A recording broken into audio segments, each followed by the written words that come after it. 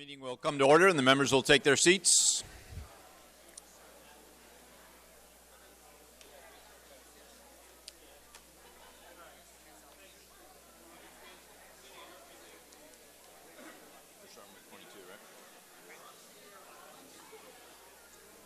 The meeting will come to order. We will start our meeting as we always do by rising and reciting the Pledge of Allegiance. I pledge allegiance to the flag of the United States of America and to the republic for which it stands, one nation, under God, indivisible, with liberty and justice for all. Thank you very much. The preliminary motions that we took at the outset of night one remain in force and effect. A reminder from the chair, those who are not members of the town meeting sitting behind the break, obviously do not participate in the standing vote. I would ask that you also not participate in voice votes as well.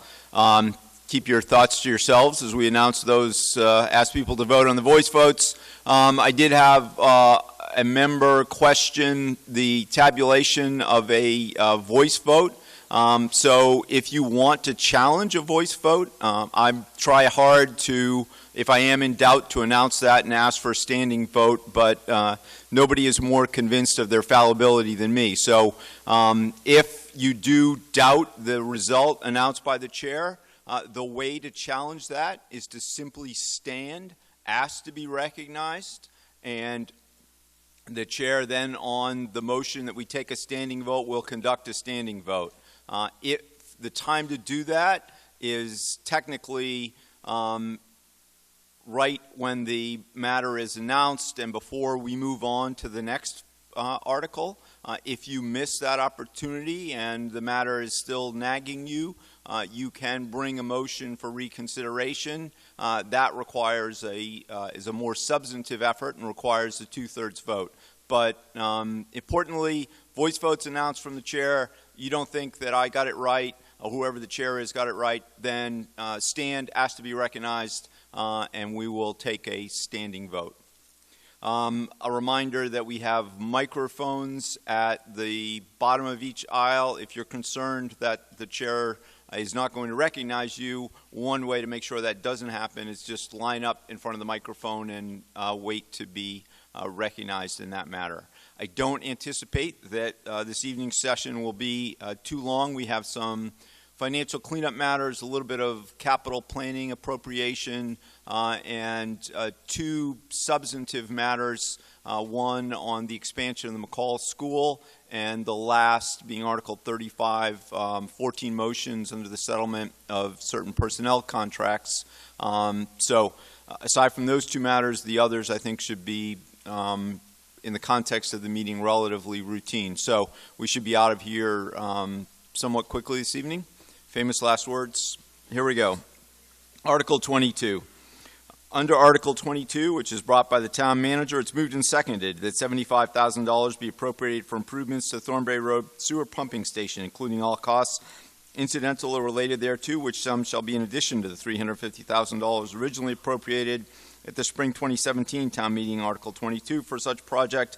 To meet this appropriation, the treasurer, with the approval of the Board of Selectmen, be authorized to borrow $75,000 under Chapter 44 of the general laws or other enabling authority, that the Board of Selectmen be authorized to accept any reimbursements for the project from the private developer and apply such amounts to the appropriations, provided that the amount of the authorized borrowing shall be reduced by the amount of any such reimbursement funds received for the project prior to the issuance of the bonds or notes under this vote, that any premium received by the town upon the sale of the bonds or notes approved by this vote, lest any such premium be applied to the payment of costs of issuance of such bonds or notes, may be applied to the payment of costs approved by this vote in accordance with General Laws, Chapter 44, Section 20, thereby reducing the amount authorized to be borrowed to pay such costs by a like amount, that the town meeting be authorized to have oversight of said project, and that in accordance with Section 4-2 of the Winchester Home Rule Charter, the town manager shall have the authority to enter into contracts and approve payments with respect to said project. Bless you. On behalf of the motion, the town manager, Mr. Howard. Mr. Howard. Thank you, Mr. Moderator. Good evening, town meeting members. The motion is, as the moderator read, the background to it is in the spring earlier, the town meeting had authorized $350,000 to complete this piece of infrastructure in the Thornbury Road area. We opened up the bids earlier in the year, and they came in at $327,000. We'll need the additional $75,000 to cover engineering costs throughout the project and to make sure we have an adequate contingency. The good news is on this piece of particular infrastructure is assuming there's a winning farm transaction, which we expect to happen sometime between now and the first of the year, the town will get reimbursed for the cost of putting the new pumping station in. So we ask for your approval on the additional $75,000. May we have a recommendation from the Finance Committee? Finance Committee voted favorable action. This motion requires a two-thirds vote. The chair will attempt a voice vote in the first instance. Further on the motion? Yes, Mr. Jarius.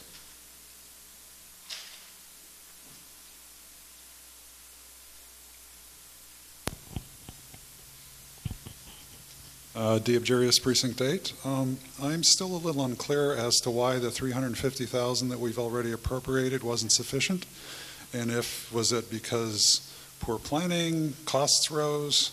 Why do we need the extra $75,000? Thank you. Town Manager. It is sufficient to cover the contract cost that was awarded, $327,000, but that would not be an adequate contingency and would not cover consultant oversight through the end of the project. So the additional 75 is for those purposes. So the cost estimate was a little bit lower than the actual cost of the project. I think the primary thing that's changed since the spring and now is that since the meeting at the spring, the matter actually went out for contract. So the town is now further informed by the bids and estimates received from third-party contractors. The examination of those bids leaves an insufficient amount for a contingency in the context of the contract. Mr. Jarius with a follow-up. I was just, again, a little confused in that this is going to be used for extra consultation or consultants, and shouldn't that have been in the original bid? The bid is for the actual construction of the pumping station. The overall cost, the $350,000 estimate, included what we thought would be the cost for doing that and having the consultant oversee the project. And this $327,000 bid, it came in a little bit higher than what we would expect to build it. All those in favor, please say aye. Any opposed? The chair declares vote unanimous. The motion passes. Under Article 23, it's moved and seconded the consideration of Article 23 be indefinitely postponed. All those in favor? Any opposed? 23 is indefinitely postponed. This brings us to Article 24, an article brought by the Finance Committee.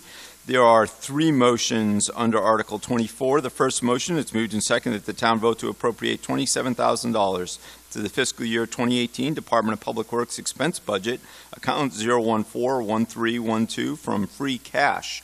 Chair will entertain debate on all three motions on a consolidated basis. On behalf of the motions, the proponents, the Finance Committee, Ms. Allison is chairperson. Thank you. So Article 24 requests a vote to appropriate funds to increase the fiscal year 2018 budgets. There are three motions as requested. So again, motion one is for an appropriation of $27,000 to the DPW budget to reimburse DPW for unexpected costs associated with the McCall gym ceiling and light replacement that took place last summer. Despite review by a design engineer, there were some additional mechanicals that were required to hold the lights in the ceiling. A change order was submitted. However, there was some time pressure to complete the project while the resources were on site and before school opened. So the DPW used their department funds to cover their expenses, and motion one is now to replenish the DPW budget. Motion two requests for an appropriation of $100,500 to replenish the Finance Committee's reserve fund. If you recall, each year town meeting votes to appropriate $400,000 to the reserve fund, and this is to cover unexpected expenses based on department submissions of reserve fund transfers during the fiscal year. To date, in fiscal year 2018, we have approved $58,500 for the McCall expansion phase 1 design work, $25,000 for temporary lighting at Ridge and Johnson Street, and $17,000 for the Thornbury Road pumping station, which was for a transformer. associated with the pumping station. So any balance that's left over, if we replenish this, any balance that is left over at the end of the fiscal year does revert back to the general fund. Motion 3 is a request for an appropriation to fund $60,000 for interest on funded debt for additional borrowings in fiscal year 2018. The town had expected to fund some projects through long-term debt and use short-term debt instead through some bond anticipation notes, and funded some additional short-term debt that was not originally anticipated in the budget. Finance Committee did vote favorable action on all 3 motions. Thank you, Ms. Allison. May we have a recommendation from the Board of Selectmen? Its chairperson, Mr. Whitehead. Mr. Whitehead. Yes, the board recommends favorable action. Yes. Doug Marvin, we have $17,000 for the Thornbury Road pumping station. Is that a part of the same project that we just gave $75,000? Town manager, in response? It is, but it's different. The $17,000 was an unanticipated cost that was charged to us from Eversource to upgrade their facilities in the area of the pumping station so that the pumping station can work when the pumping station is built. So that was a cost that we did not anticipate and that the finance company forwarded as we get into scheduling the project. Thornbury Road Pumping Station, the big dig of Winchester, apparently. Further on the question. This brings us to a vote on motion number 1 under Article 24. As previously stated by the chair, it's moved and seconded the town vote to appropriate $27,000 to the fiscal year 2018 Department of Public Works expense budget, account 0141312 from free cash. All those in favor? Aye. Any opposed? Motion passes. This brings us to motion number 2. Under motion number 2, it's moved and seconded the town vote to appropriate $100,500 to the fiscal year 2018 reserve fund budget, account 0194302 from free cash. All those in favor? Any opposed? The motion passes. Motion number 3 is a motion that involves funded debt and accordingly will require a 2/3 vote. The chair will attempt a voice vote with respect to motion number 3. Motion number 3. It's moved and seconded the town vote to appropriate $60,000 to the fiscal year 2018 interest on funded debt budget, account number 0171202. Said amount to be raised as a debt exclusion in the tax levy. All those in favor? Any opposed? Chair declares vote unanimous, 2/3 threshold having been met. This brings us to Article 25, article brought forth by the town manager. Under Article 25, it's moved and seconded the town vote to appropriate $265,000 to supplement the Eversource account number 0397252, appropriated the 2016 Fall Town Meeting and at the 2017 Springtown Meeting for the purpose of engineering and associated consultations pertaining to the location of electric transmission lines in Winchester, as proposed by Eversource in accordance with its petitions to the Energy Facilities Siting Board, Department of Public Utilities, EFSB 15-4, DPU 15-140, 141, and EFSB 15-03, DPU 1564-65. Said appropriation to be made from free cash. On behalf of the proponents, the town manager, Mr. Howard. Thank you, Mr. Moderator. So just a little bit of context for this. We all recall Eversource, and as most of you, I'm sure, know, Eversource has 2 proposed projects in the town, the so-called 345 kilovolt line that runs from Woburn across the northern part of the town, over Cross Street and Washington Street, over to Wakefield. That particular transmission line, we are still contesting the siting of. These monies are not meant for that. But we continue to await the siting board decision as to whether or not our case, which is in essence to propose that the route go through Woburn rather than through Winchester, gets adopted. We have funds held in reserve in the event the town decides that it comes out on the wrong side of the siting board decision and it wants to push its legal options a little bit further up the chain. But that is a decision that will be made probably in maybe 2 or 3 months when the siting board comes down with its decision. The other line is the so-called 115 kilovolt line. That one runs from Everett, comes through Somerville and Medford, comes up Main Street, ends up coming over Bacon Street, and going through the intersection at Baker and Fletcher and Church, and going through Wildwood and up over Pond Street to the substation in Woburn. That one has been approved, and that is what these funds are really devoted to. The good news, I think, on that one is that we've negotiated a memorandum of understanding with Eversource that will reimburse us for all of these costs that are contained in the motion. And in essence, the $250,000 that is being asked for will cover a number of things. Many of them are consulting fees that we will use to hire outside firms to assist our engineering department and DPW department and police department as the line ends up actually being constructed. And we expect that to happen in 2018, beginning the good weather in the spring of 18 and going right through the summertime. So we will hire firms that will assist us with observing the trench work, making sure that no pipes underground are unnecessarily disturbed, or if they have to be moved, that we have adequate design to be able to move them so that no service to residents or no utilities owned by the town of Winchester get disturbed so that they are not operating properly. Additionally, they've agreed, Eversource that is, to contribute to 2 locations, the outcome, re-engineering an outcome at 2 locations. At the intersection of Main and Highland, the engineering department has been looking to re-engineer that intersection for a while. Eversource has agreed to contribute $25,000 to that redesign cost. We'll put $25,000 of that toward the effort there out of this $250,000. Additionally, they've agreed to contribute $175,000 to a mitigation outcome at the Winter Pond area. The line will go right up the street between the 2 ponds, and we're hoping to be able to leave the 2 ponds in better shape, the edges of the 2 ponds in better shape than when Eversource ends up digging up and leaving them in. So a portion of that $175,000 is contained in this request of the $250,000. But the bulk of it, and that will be used to bring on board, again, design consultants who will give us a better landscaping and traffic flow plan on that roadway at the end of the project.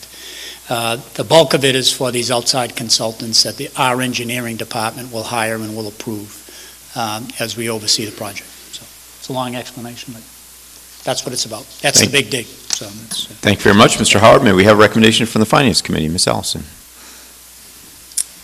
The Finance Committee did review the Memorandum of Understanding and the details of what's included in the $265,000. We voted favorable action. The details that support the $265,000 do align with the terms of the MOU between Eversource and the town, and based on the terms of that, we expect reimbursement from Eversource. Like the hotline. Thank you, Ms. Allison. Further on the question, motion, yes, Mr. Collette. Do we know if any of those funds will be applied for traffic mitigation during the project? Because I foresee that creating a nightmare for folks who commute south. The town meeting member asked the town manager if any of those funds will be used for traffic mitigation while the project is ongoing.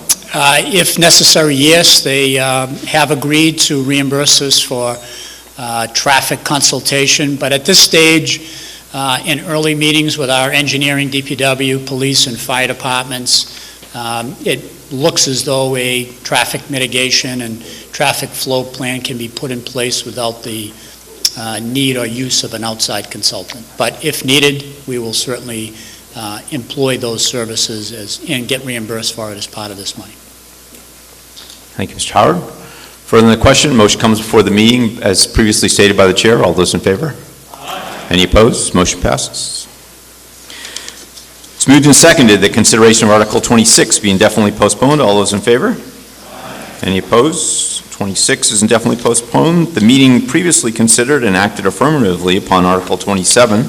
Accordingly, this brings us to Article 28, an article put forth in the warrant by the Capital Planning Committee. Under Article 28, it's moved and seconded that the town appropriate the sum of $10,423.92 from surpluses and previously appropriated capital projects to the Building Stabilization Fund established under Chapter 69 of the Acts of 2002 as follows. And the amounts to be appropriated are set forth on page 45 of the warrant as stated therein. On behalf of the proponent, the Capital Planning Committee.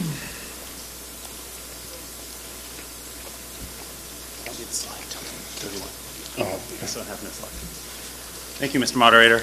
My name is Brian Vernalia, and I'm representing the Capital Planning Committee for Articles 28 and 31. I'm just going to talk about 28, obviously. This is just a cleanup article. The three motions revert unexpended money from various projects back to the original funds. In each case, the project is closed with no additional money is needed. So motion 1 is reverting money back to the Building Stabilization Fund from projects that were Building Stabilization Fund projects. Excuse me. Motion 2 is Capital Stabilization Fund projects, and motion 3 is Cemetery Permanent Care Fund projects. There's nothing else we can do with the money. It either sits in there for projects that are no longer being needed, or can go back to the original funds and be used for other projects. Thank you very much. Thank you, Mr. Vernalia. May we have recommendations from the Board of Selectmen?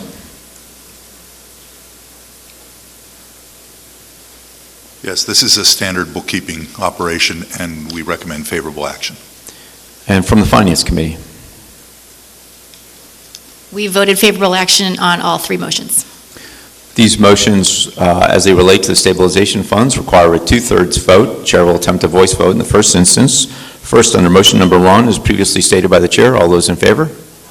Any opposed? Chair declares vote unanimous, meeting the 2/3 threshold. Motion number 2. Motion number 2 is moved and seconded. The town appropriate the sum of $79,424.99 from surpluses and previously appropriated capital projects to the Capital Stabilization Fund established under Chapter 69 of the Acts of 2002 as follows. The particular accounts and the amounts are as set forth on page 45 of the warrant as presented to the meeting. All those in favor?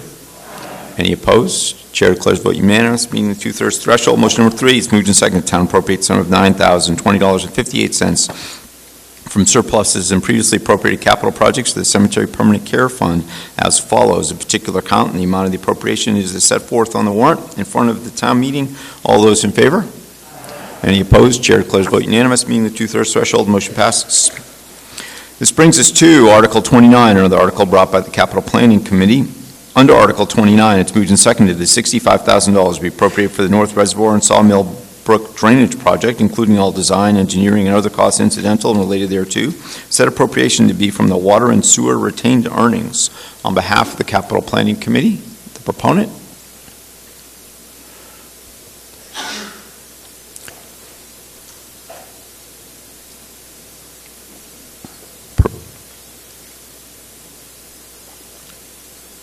Proponent represented on Article 29 by Betsy Kreger, a member of the Capital Planning Committee.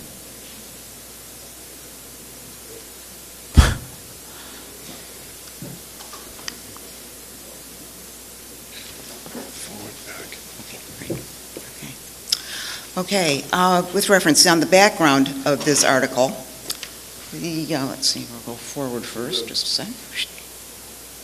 There we go. Okay. The North Reservoir outlets to Sawmill Brook near the town-owned property is at 22 Highland Avenue. Heavy rains have caused flooding in the area, resulting in damage to Highland Avenue and town-owned property in that location. A preliminary study was completed in 2011 and provided recommendations for flood reduction, including upgrades to the head wall at Highland Avenue and modifications to the North Reservoir spillway.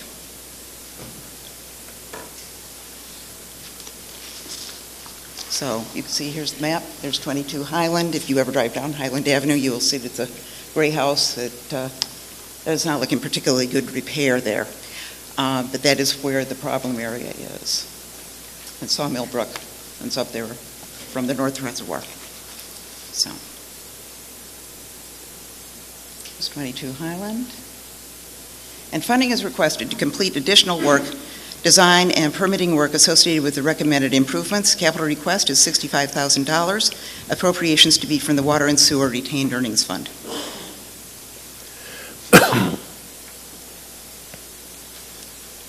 That's it? Okay.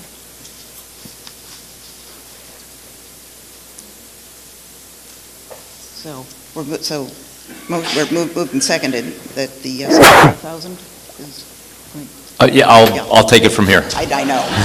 That's what I was waiting for, sir. I just wanted to make sure that you had completed your argument on behalf of the motion. I had, yes. Thank you very much. May we have a recommendation from the Board of Selectmen? Betsy, if you could just maybe grab a seat right in the front row there, that'd be great. Thanks.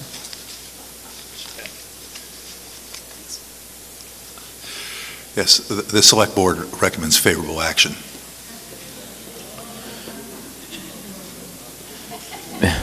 Well stated, Mr. Whitehead. On behalf of the Finance Committee, Ms. Allison. Finance Committee also voted favorable action. Majority vote required. Further on the motion? Yes, Mr. Wilson. Roger Wilson, Precinct 1. Does this relate in any way to the development plans of this property? Does this relate to the development plans for abutting properties or plans for the town-owned property itself? Town meeting member asking the proponents if this relates to the development of abutting properties or some development of the property owned by the town itself. So we need a response to the town meeting. Mr. Howard, the town manager, in response to the town meeting member's question. It will add to the potential either rebuilding or the redevelopment of the 22 Highland Avenue site, which is currently unoccupied and a little bit of a fire trap and an eyesore. But the study will help with the flooding that kind of plagues the home at that location. Further on the question? Yes, Ms. Welch.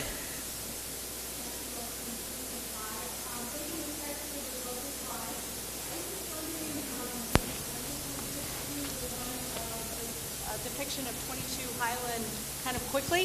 Oh, thank you. Jackie Welch from Precinct 5, and thank you so much, Ms. Kreger, for those beautiful slides. I was just wondering, because probably time concerns, we flipped through the slide of 22 Highland fairly quickly, and I thought it might be helpful for all of us to see it just for a couple seconds longer, because it seemed like it depicted the water running almost through the building, which I thought might be illustrative. So if we could just see that for another second, I think that would be certainly helpful to myself and perhaps other town meeting members. Thank you. Thank you. There we go. Okay. Well, 22 Highland is the gray building directly in the rear here. And there is a street actually that runs back through there. But so it isn't actually directly running through, although it has in the past at some point. So that's where it is. That gray house right back there. Thank you, Ms. Kreger. Further on the question, Mr. Jarius.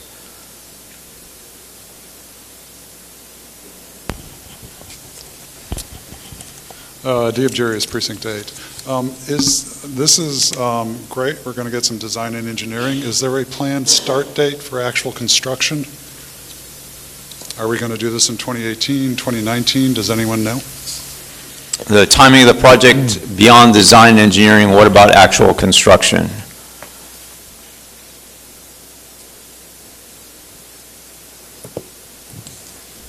Seems to be a good question. I believe the plan would be to see what the study tells us in terms of cost and potential for the location. Further in the question, yes, Ms. Sarah.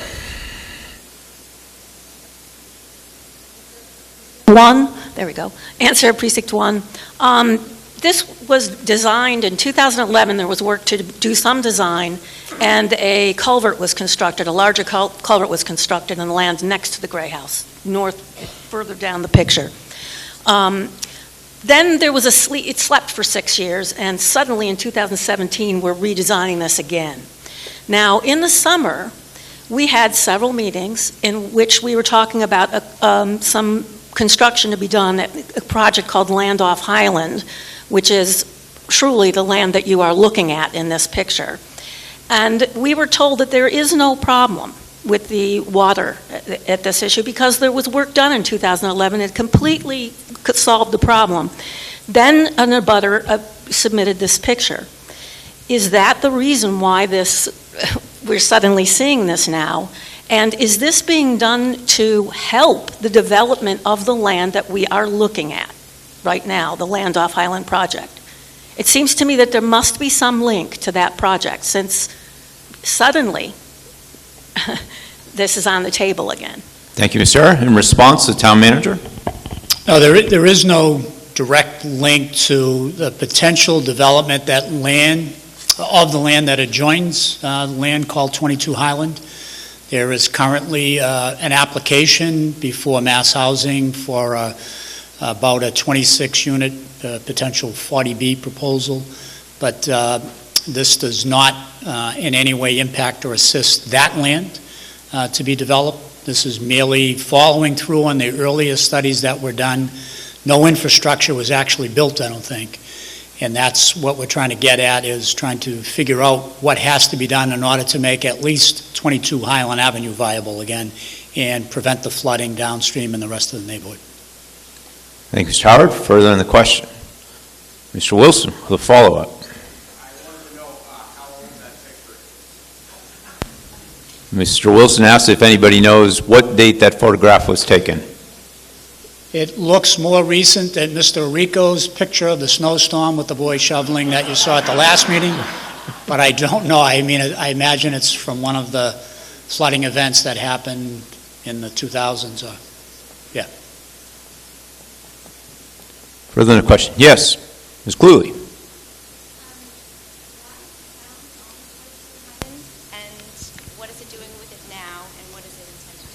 The town meeting member asks why the town owns this property, what it's doing with it now, and what the town's intentions are with respect to the ultimate use or disposition of this property.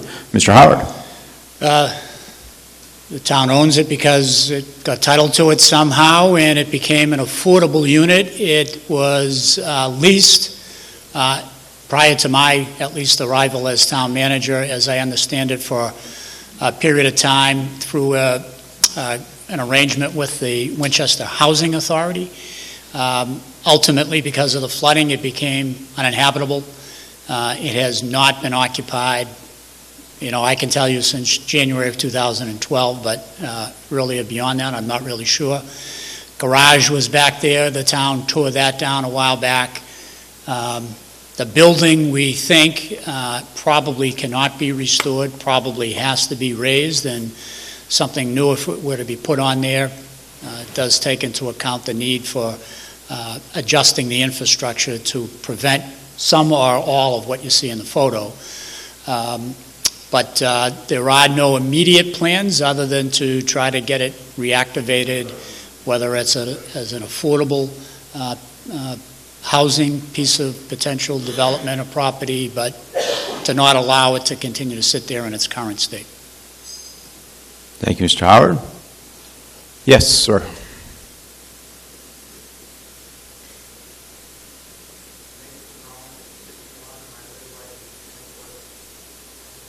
There's a no-cost alternative. There is an adjustable gate on the dam there at the reservoir, and if the water department would just keep the level of the reservoir sufficiently below that, the reservoir would have the capacity to absorb a heavy rainfall, which is what happened when there was all this flooding. And at that point, the reservoir was full. It was kept down a little bit as a reserve. Thank you, Mr. Rome. Town manager, if you'd like to make a response to that observation. It's an excellent point brought by the member, and that is something that the DPW now does as part of its protocol at managing the three reservoirs. To keep the northern one at a lower level so it does not top over that gate and run down Sawmill Brook. But we think, based upon the study that was done in the early 2000s, which this is intended to piggyback and follow up on, that there is still a need for some kind of improvement to the culvert that goes right underneath and beside 22 Highland in a way to improve and make sure that there continues to be no flooding on the parcel known as 22. Ms. Sarah, if there is a follow-up question or a question about things that have been presented since the member last spoke, Ms. Sarah. Yes. I just wanted to get some assurance, just to follow up on Mr. Rome's question. I wanted to get some assurance that we could, in our next flood study, make sure that the Sawmill River Brook and the reservoir, the northern reservoir, is part of that study. It isn't now. So I wanted to get some assurance that we would get that into the study, as well as another stream that's called, I'm calling Sarah Sunstret's stream, which is a second stream that's not part of our study. Because this water is real, and it needs to be part of that study. So, just want to get some assurance. The town meeting member asking the town to respond to the request that the flood mitigation projects will take into account the overspill and effluent from this particular area. Somebody in response, the town manager? Yes, as I said, the DPW now knows that as part of the protocol for managing the reservoir, that the gate is not malfunctioning, but it is a question raised, or an issue that was raised by Nathan about the fact that in very high water events, the reservoir was allowed to overflow and run down the brook. So we think that can be avoided without the need for any new infrastructure at the reservoir itself. But again, the culvert that sits adjacent to 22 is really what has to be addressed. And we'll find out from the study whether any further improvements are needed downstream under Forest and under Highland Ave as well. Yes, Ms. Welch on a follow-up.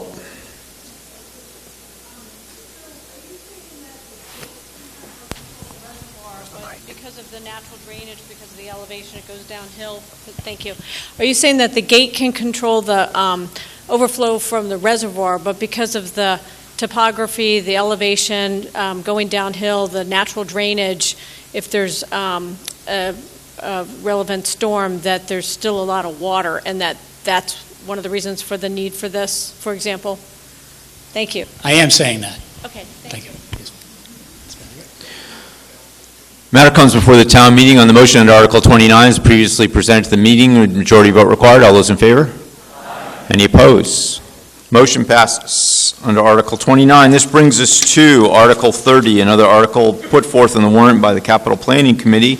Under Article 30, it's moved and seconded that $200,000 be appropriated for the Stoll Road engineering and construction for the purpose of drainage improvements on the Stoll Road, including planning, design, construction, all of the costs incidental related thereto, and further that $146,594.34 of this appropriation shall be funded by the unexpended bond proceeds set forth below, for which projects are complete and for which no liability remains. The particular bond proceeds and projects from which this will be appropriated are set forth with detail on page 47 of the warrant as presented to the meeting, and further that $53,405.66 be transferred for this purpose from the water and sewer retained earnings. On behalf of the proponents of the Capital Planning Committee, its member, Ms. Kreger. Ms. Kreger. 2015, the town completed sewer repairs in the Stowell Road neighborhood to remove sources of inflow and infiltration. That's I&I. Those are usually in the street where there's incremental infiltration. In 2016, residents notified the town that they appeared to have increased groundwater in their basements and questioned whether it was a result of the sewer lining project. A preliminary study has been completed to evaluate groundwater levels and potential mitigation. So that's about the long and short of it. So more work. May we have a recommendation from the Board of Selectmen? 200,000 requested.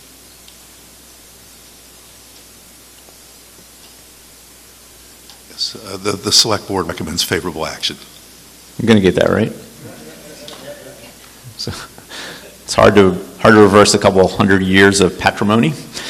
On behalf of the Finance Committee, Ms. Allison. Finance Committee also votes favorable action. Thank you. Further on the question? Yes, Mr. Deering.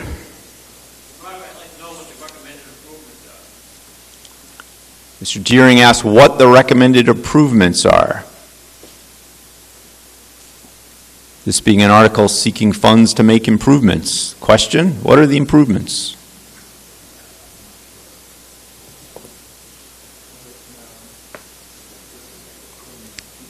Town engineer, DPW, somebody? Beth, you want to give this a try? I think in general, it's a drainage system that'll drain off water from underneath the street in the location, take some of the watershed down into the stormwater system. But Beth can tell you for sure. The design will tell us what the solution is, actually. The town engineer, Ms. Rudolph, in response to the town meeting member's question as to the particular details of these improvements. Ms. Rudolph. Thank you. Good evening, everyone. So we're actually still in the process of doing the preliminary design at this point, but we expect there'll be some sort of underdrain system that will help to reduce the groundwater table in that area and bring it out through the drainage system as opposed to allowing it to leach into the sewer system as it had been. Thank you, Ms. Rudolph. Beth, if you could just remain down front to answer Mr. Deering's follow-up question. Mr. Deering. We asked for additional money because we basically didn't complete all our planning. And we have really no idea what the recommendations are, so how do we know that it's not going to be $400,000 or $1 million? Because we really don't, I don't think you have a game plan of what you're trying to improve. Mr. Deering asks what the source of the $200,000 is, as it appears to him that there's a lack of specificity as to this appropriation. In response, Ms. Rudolph. You're correct. We do not have a final cost estimate at this time, but we have a preliminary estimate that we base these requests off of. Thank you. Yes, Mr. Conti. The source of funding is the water and sewer retained earnings account. This appears to be a drainage problem. My understanding is that the water and sewer fund is an enterprise account that is paid for by residents and property owners' water and sewer bills, which a drainage project is not, to my understanding, something that would be funded by the water and sewer enterprise fund. Am I misunderstanding something? How can we? This is a road drainage problem. It's not something that deals with the use of water or sewer systems. The town meeting member asked, given the particular source of the water and sewer retained earnings funds, is this an appropriation, an appropriate appropriation from these particular amounts, given the description of the project to the meeting? In response, the town manager, Mr. Howard. Stormwater improvements have typically been approved and are allowed under the Water and Sewer Enterprise Fund. Further on the question? Motion comes before the town meeting under Article 30 as previously stated by the chair. Majority vote required. All those in favor? Any opposed? Motion passes. This brings us to Article 31. Under Article 31, there are a series of 10 motions. The chair will entertain debate on the motions on a consolidated basis.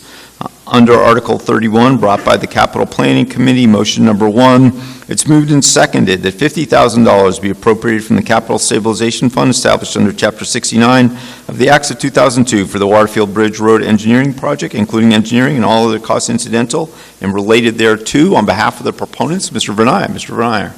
Evening. With your permission, I was going to overview all 10 of them? Yes, thank you. Okay. As you heard from Ms. Filiu on, Thursday night, during the capital report, we have a series of projects, a total of 10, that we're recommending to be funded this fall. All the funding will come from the Capital Stabilization Fund.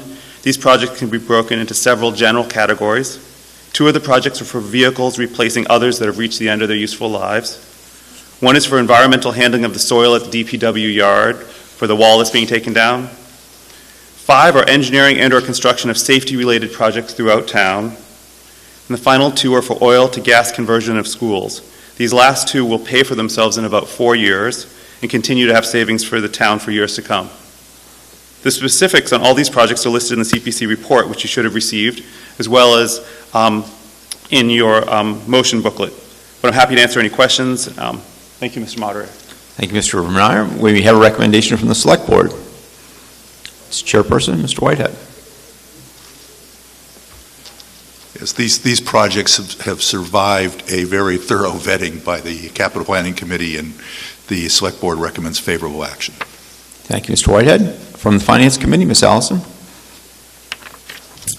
We appreciate the level of effort that the Capital Planning Committee puts in to compile, vet, and prioritize the numerous capital requests for the town. Finance Committee voted favorable action on all 10 motions. Chair will entertain debate and questions on all 10 motions. Further on the motions? Yes, sir. All the other schools using natural gas now, or are we excluding them for some reason in this appropriation? Mr. Vernaya, in response to whether all the schools are using natural gas now. Schools are using natural gas. I'm told all the other schools are using natural gas. Further on the question, the motion is presented. Matter comes before the town meeting on motion number 1, as previously stated by the Chair. The nature of these appropriations requires a 2/3 vote. The Chair will entertain a voice vote in the first instance on motion number 1. All those in favor?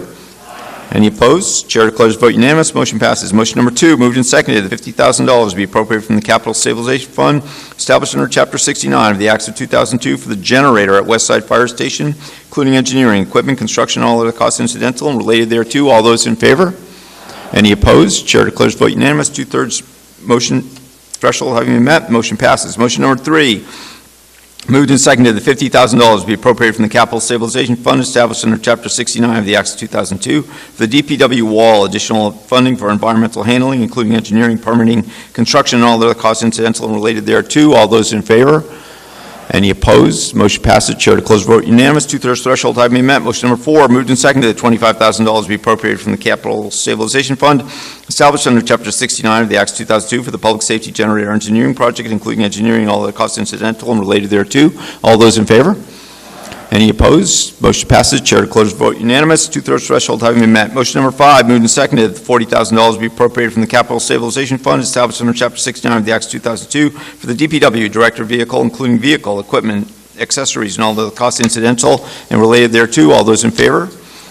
Any opposed? Chair to close vote unanimous. 2/3 threshold having been met. Motion passes. Motion number 6, moved and seconded that $120,000 be appropriated from the Capital Stabilization Fund established under Chapter 69 of the Acts 2002 for the installation of a rectangular rapid flash beacon, including engineering, construction, permitting, all the costs incidental related thereto. All those in favor?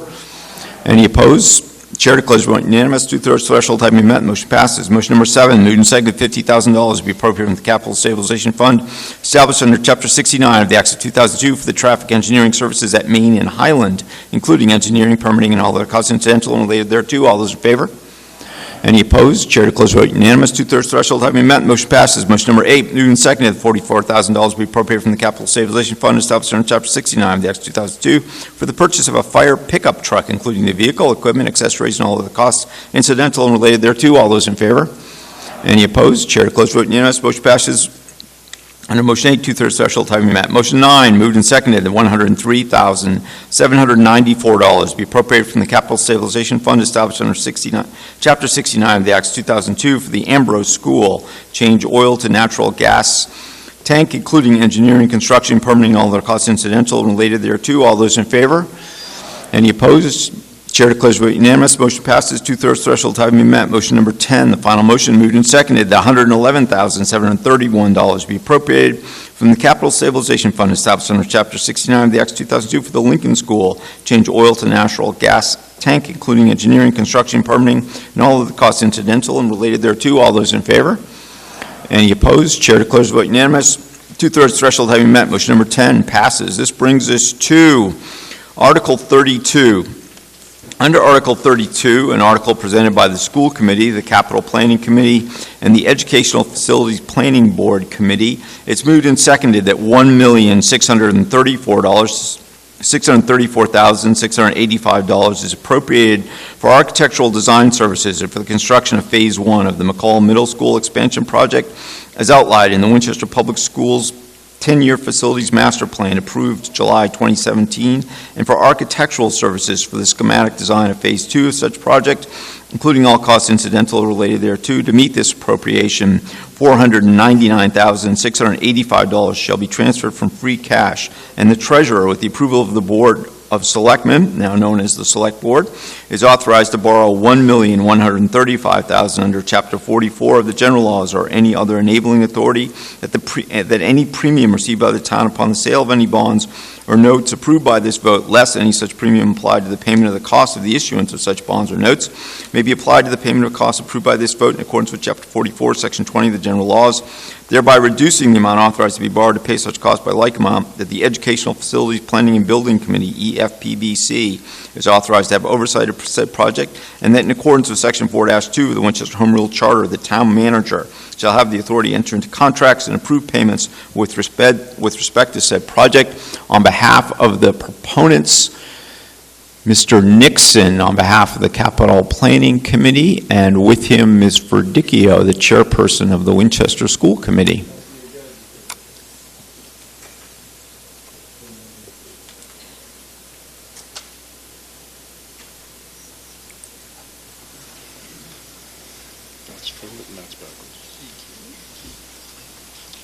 Thank you, Mr. Moderator. Could I just ask, is it possible to bring the lights on the screen down a little bit so that we have some slides that are light colored, just so people can see them? I don't know if that's possible. Apparently not. All right, thank you. We'll give it a try. Town meeting members, good evening.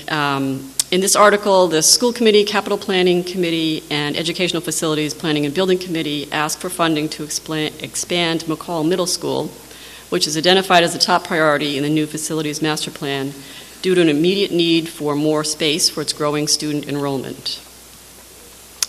You may recognize this slide from last Monday's presentation about the master plan. In 2007, when the previous master plan was done, Winchester was a district of just under 4,000 students. By last year, we'd seen over 17% growth in our pre-K through 12 student population over a period of time when statewide enrollment continued to fall. By last year, we were nearly double the size of the average Massachusetts school district. Over the coming decade, our new master plan projects continued growth of almost 16%, very similar to the previous period. While this rate of growth is certainly familiar to us, it represents a sustained double-digit phenomenon that sets us apart from most other Massachusetts districts. So, did I skip one? Yes. Districts. No, I did not. Sorry. So, based on discussions with multiple other boards and committees, the school committee sought an independent expert third-party review and second opinion of the 2017 enrollment forecast in the master plan. And the UMass Donahue Institute for Economic and Public Policy Research reviewed the enrollment projections in light of regional population growth, job sector growth, personal wage growth, and trends in transportation, housing demand, and availability. We received their final report last week and had a summary of this available to you on the tables outside at last Thursday's session and this evening. So what did it say? School enrollment in Winchester is expanding in response to the underlying dynamics of population and job growth in Massachusetts and in the Boston area. The Commonwealth has become the fastest growing state in the Northeast, and this growth spurt is focused in Boston and its metropolitan region. With a population growth of over 6%, Winchester is growing at a faster pace than either Massachusetts or the U.S. Most Winchester workers commute to jobs out of town.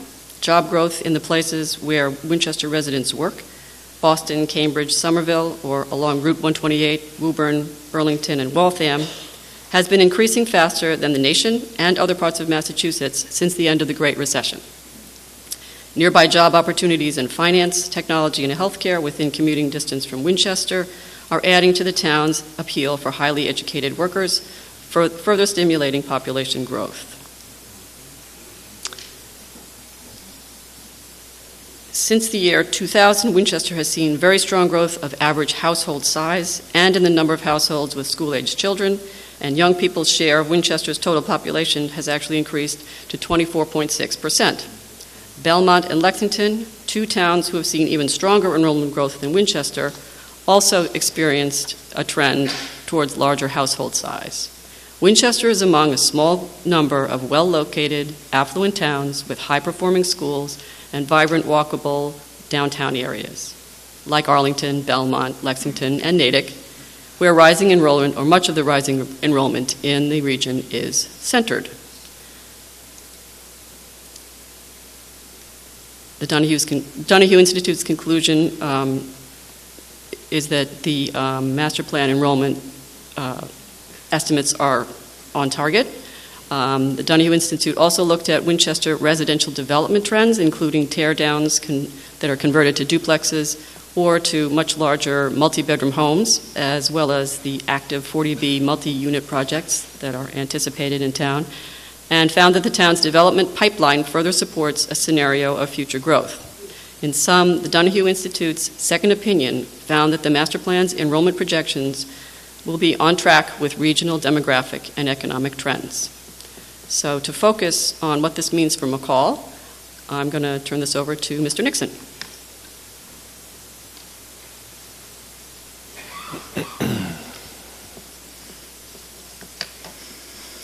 Thank you, Susan. Mr. Moderator, town meeting members. McCall Middle School's share of this projected substantial growth is projected to be about 175 students by year 10, year 1 being this year. However, the vast majority of this growth is actually expected by years 4 through 5 or the 2020 through 21 school year, taking into account today's shortfall of 2 instructional spaces. This growth drives a need for 8 additional classrooms. Our master plan calls for a 2-phase expansion of McCall Middle School to address this real and growing space shortage. Phase 1, to begin construction late this spring for September completion, has 3 key components. First, 3 new classrooms at the lower level of the gymnasium wing through a reconfiguration of today's existing Winchester Youth Center space, a program that will relocate to available space at Winchester High School. Second, a fully enclosed pedestrian connector to link the library and gymnasium wings to provide accessibility to and from the new instructional spaces. And third, with the new pedestrian connector enclosing the space between the library and gymnasium wings today, we create an outdoor courtyard for periodic instructional use or breakout space in the shoulder seasons, as well as a new shorter path for our students to get from Class A to Class B during a transition time that is awfully short for some. Let's talk about Phase 2. To begin construction in 2019 for a September 2020 completion, Phase 2 has 4 key components. First, highlighted for you behind me, a 3-story, 6-classroom addition off the rear of the library wing with supporting space program. Second, the remodeling or repurposing of a 1970s typing classroom, which has been used for storage since the late 1990s. And third, highlighted to your left, is the expansion of our cafeteria for occupancy compliance with NFP 101, which is the life safety code. We're up against our occupancy limit today and cannot accommodate more students. Fourth, additional team rooms and bathroom facilities through the remodeling of the existing and inaccessible lower-level E-wing storage space today. I would just point out that Susan's slide as she began that spoke to that double-digit enrollment growth. The students who come not only need classrooms and teachers, but many of them are student athletes, and we've not kept pace with some of the support space for this program. So it's important to emphasize that tonight's request is for 2 very different levels of design and consulting services by phase. Last fall, you funded our request for schematic design for Phase 1, and we appreciate it very much. With the schematic package complete, we're able to confidently estimate the costs, timing, and logistics of construction for a September 18 opening. Our request to you tonight is for Phase 1 to complete the design work and to fully fund the construction. But Phase 2, on the other hand, is a different animal. It exists only in a conceptual state from the facilities master plan. Article 32's request includes funding for schematic design so that we may better define its scope, spaces, finishes, building systems, and costs.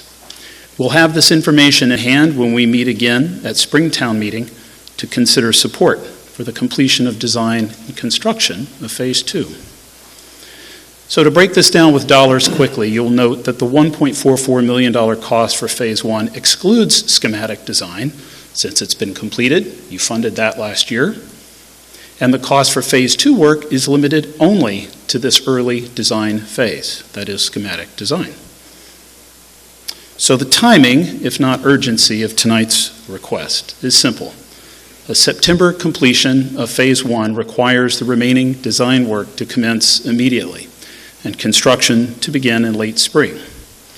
Although Phase 2 completion is more than 2 years out, the nature of the work will require an early site utility and foundations package with construction beginning in 2019. This detailed design work must begin in June if we are to stay ahead of the next wave of enrollment growth that we know is coming. But Phase 2 is a more costly undertaking, currently estimated at between $5.8 and $6.5 million. For us to have that discussion, including a debt exclusion override in the spring, we must first go through the same schematic design process we completed this summer for Phase 1. We appreciate your attention this evening, and we welcome your questions and support for Article 32 for the expansion of the McCall Middle School. Thank you, Mr. Moderator. Thank you very much, Mr. Nixon. May we have a recommendation from the Select Board?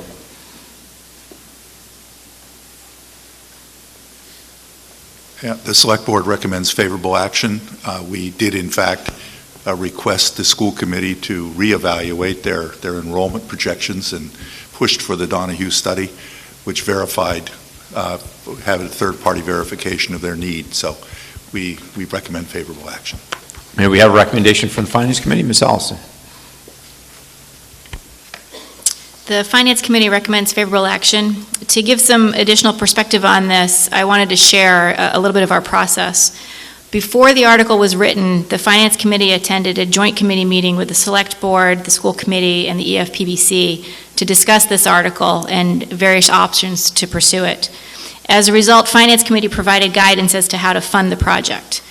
As you heard from me last week, while the operating reserve as a percentage of revenue and transfers in currently exceeds the 6 to 10% target range established by the Select Board, our past spending trend indicates that we could burn through this reserve balance in the next 3 years. Remember, that was that down graph. That's a bad down. So while Finance Committee was unanimous in our support of the McCall project, we were split in terms of how to fund the effort. There were some members who wanted to borrow the full amount and reserve our free cash because we're going to need it. There were some members who wanted to use all free cash, given that we already carry a significant debt load. And there were some members who wanted to blend free cash and borrowing. In the end, the split approach currently reflected in the article garnered the most votes. We believe that a combination of free cash and borrowing will balance managing the town's debt load while also managing the impact on the operating reserve percentage balance over the next few years in anticipation of larger borrowing needs in the near future. As a reminder, maintaining our 6 to 10% range of operating reserves as a percentage of revenue and transfers in is key to retaining our AAA bond rating. If we anticipate larger borrowing needs in the future, such as a Lynch and or a Morocco Elementary School project, we must maintain our AAA rating and minimize our borrowing costs. Thank you. Thank you, Ms. Allison. The Chair would like to appoint some tellers before we begin debate on this matter. Ms. Savage, Ms. Quinn, Mr. McIntosh, and Mr. Johnson, if you could agree to serve as tellers. Ms. Savage, if you could count the Board of Selectmen. Mr. Johnson, if you could count the Finance Committee. If the tellers could please rise and be sworn. Do you swear and agree to provide this town meeting an accurate count of the vote as taken by the meeting? Thank you very much. Further on the question, Mr. Conti.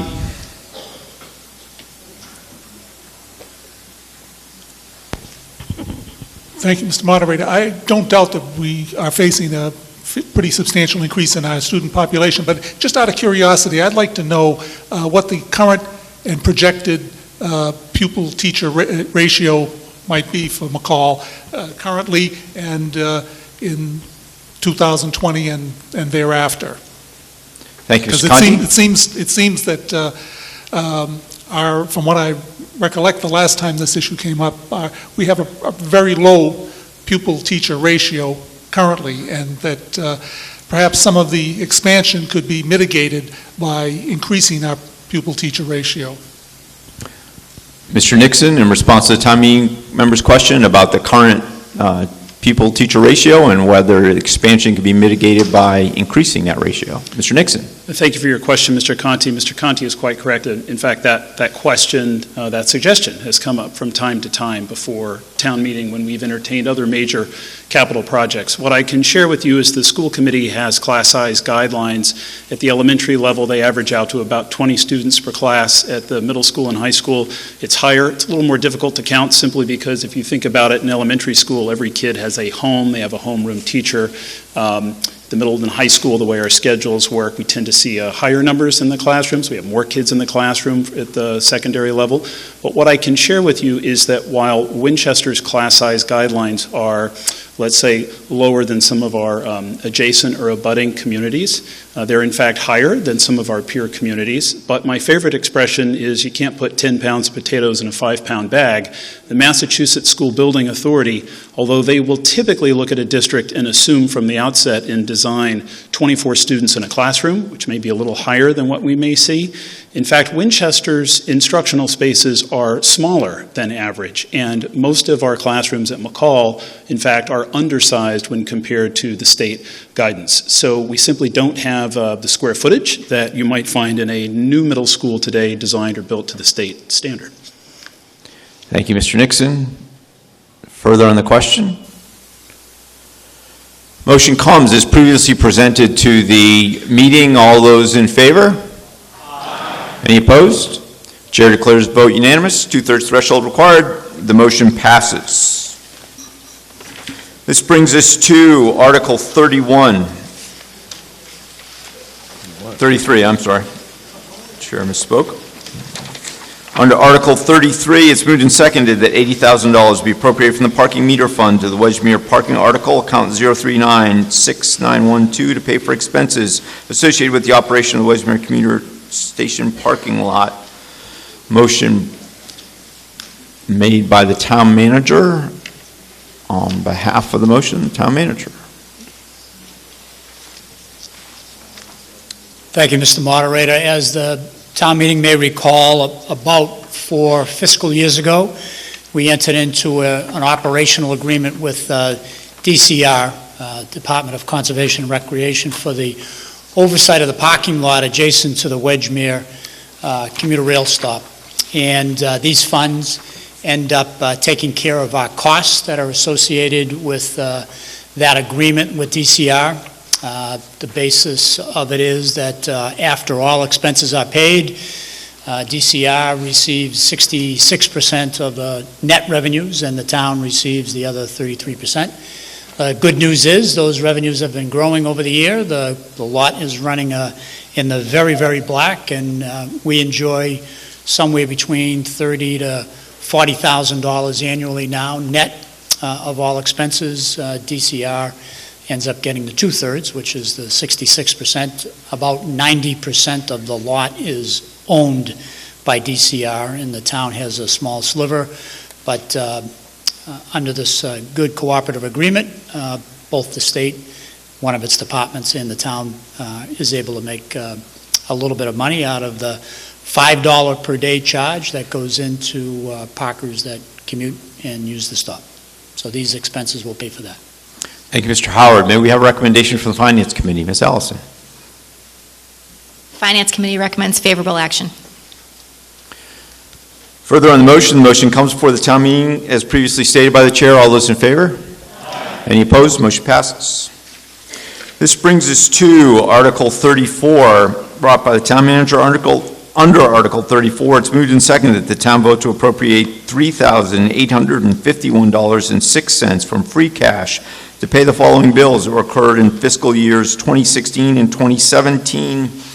The vendors and the amounts are set forth with particularity on page 54 of the warrant as presented to the meeting.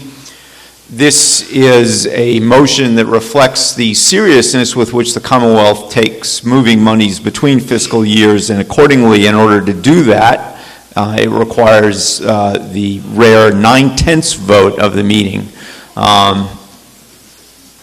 So there'll be no estimating the voice vote unless it's unanimous here. On behalf of the proponents, the town manager, Mr. Howard. Thank you again. Mr. Moderator, for that serious introduction, and obviously the effort to support the motion should come with a little bit of a mea culpa and an apology. These are bills that, for whatever reason, within FY 16 and 17 did not get paid, whether they were under somebody's pillow or got stuck in a desk or just did not get processed in time. That's the point. Luckily, it's a small amount, but as the moderator expressed, it does require serious consideration by town meeting and by any community to pay these bills in arrears. But we understand, after questioning the departments out of which they come, what has happened, and we expect that we would have little of this going forward, but we support and ask for what's being appropriated to pay these bills. Services have been rendered and delivered, so we support it. Thank you, Mr. Howard. May we have a recommendation from the Finance Committee? Ms. Allison. Finance Committee recommends favorable action. Motion comes before the town meeting as previously stated. All those in favor? Oh, I'm sorry. Go ahead, Mr. McIntosh. What is up with the Melrose Police Department? Is there somebody from the Foreign Relations Committee here to answer that? It's an excellent municipal police department. Occasionally, because our department may not have enough personnel to cover detail activity throughout the town, we will call on adjoining municipalities to send officers over to cover that activity. This happens regularly. Occasionally, our officers will get called out. It's less likely that that happens, but occasionally that happens as well. And this is the occurrence that we're paying for here, where officers were assigned to cover detailed locations in the town that could not be covered by Winchester police officers. Thank you, Mr. Howard. Yes.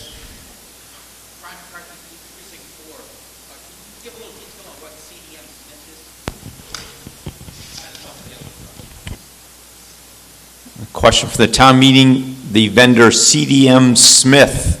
And the question now is there anyone in the hall who knows who CDM Smith is? Mr. Gill, can you help me with that one? That's why I called on you. Thank you. Another profile and courage. Thank you. It's a GIS bill, so engineering or? Camp Tristan, yeah. Mr. McLaughlin. It's a very proficient technical person, Matt Griffin. It's one of his bills that pays for an ongoing service that we have every year. Mr. Griffin. This was a project we did a couple of years ago. We never really received a bill, and last year we closed the PO out, expecting not to see a bill, and they came at us this year looking for the money. Unfortunately, the PO was closed, so now we have to ask you guys to kindly appropriate the money for us. Thank you, Matt. It's the least we can do for you after putting all those slides up for us. Further in the question, motion comes before the town meeting as previously stated, 9/10 vote required. All those in favor? Aye. Any opposed? Chair declares vote unanimous, 9/10 threshold having been met. This brings us to our last substantive article of the evening, Article 35 of the Personnel Board.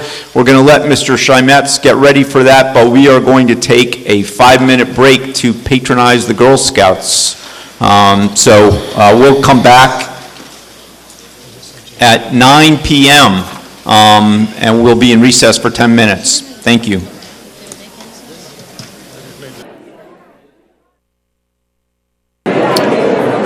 Good evening, everyone.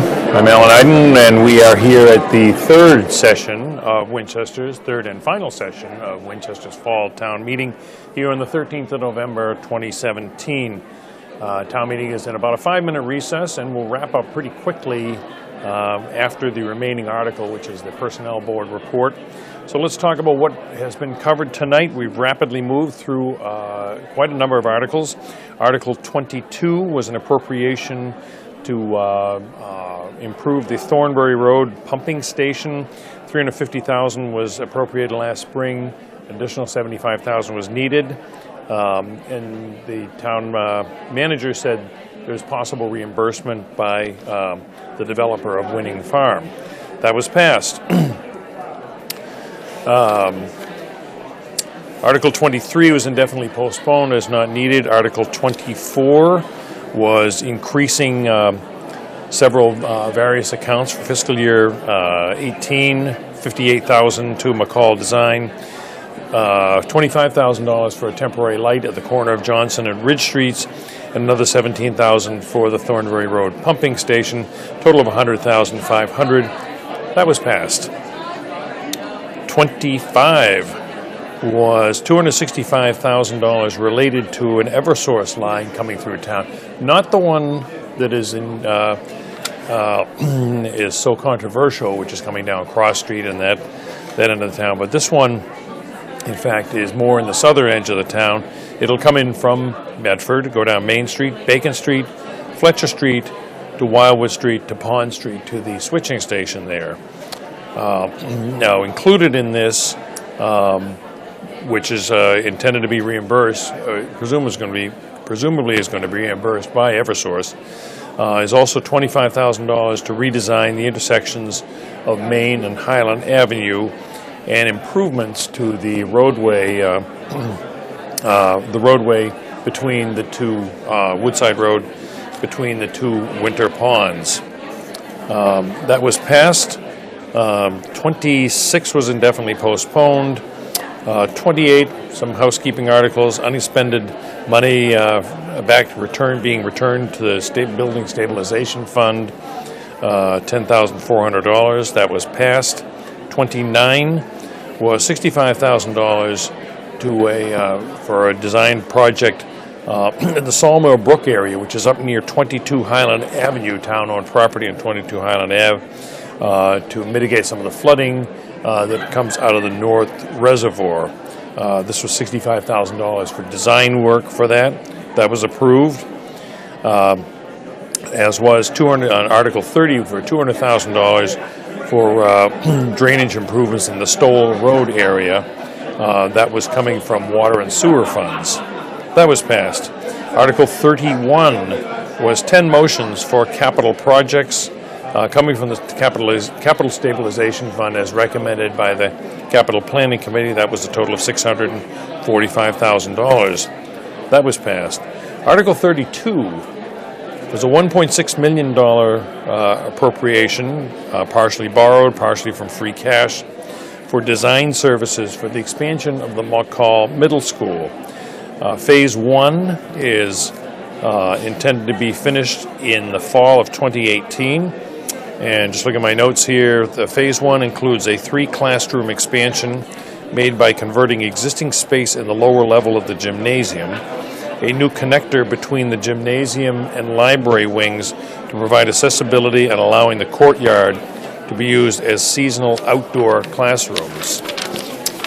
That is Phase 1.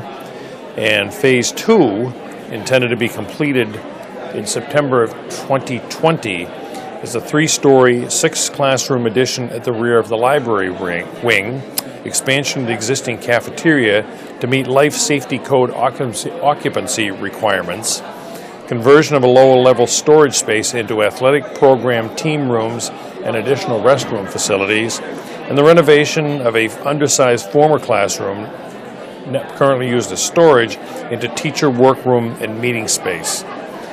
Of the total $1.6 million appropriation, approximately $1.4 will be used to complete design and construction of Phase 1, and approximately $187,000 will be for the schematic designs for Phase 2. So in other words, this $1.6 million will complete the Phase 1 at 3 additional classrooms and seed about $190,000 for the design of Phase 2, scheduled to be occupied and completed in September of 2020. That was passed. Article 33, $80,000 expenditure for the Wedgemere Station parking lot, mostly reimbursed through fees for parking, for commuters parking in that lot, was passed. And a small appropriation, Article 34, was $3,800 to pay some bills that were accrued in previous fiscal years and could not be paid without the town meeting's approval. out of this year's budgets. So once again, we've raced through a number of articles. The last remaining substantive article is Article 35, the report of the Personnel Board on raises and adjustments to the town's personnel schedules. That is coming up next. It is anticipated that will not take very long, and we will wrap up fall town meeting for 2017. So I'll be back with a brief recap at the end of the meeting. So right now we invite you to stay tuned for the rest of the fall town meeting.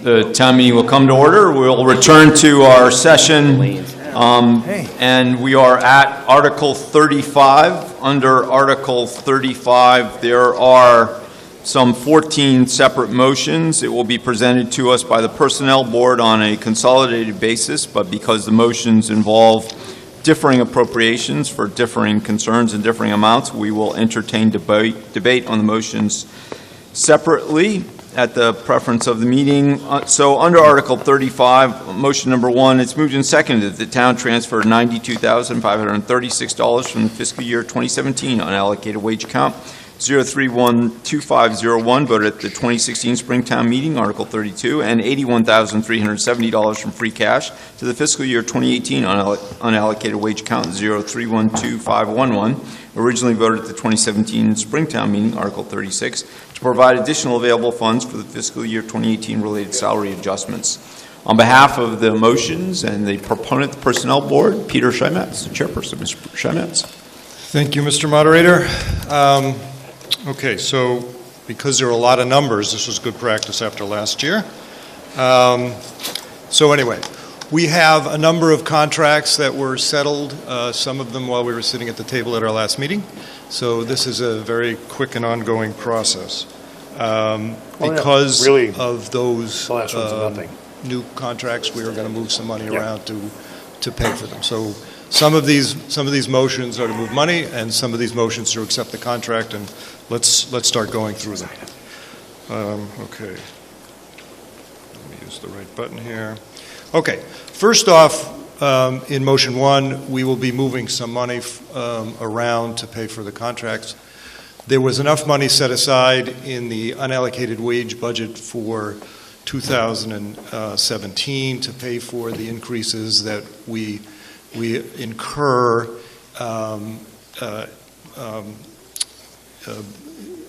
back in 2017, having settled the accounts now in 2018.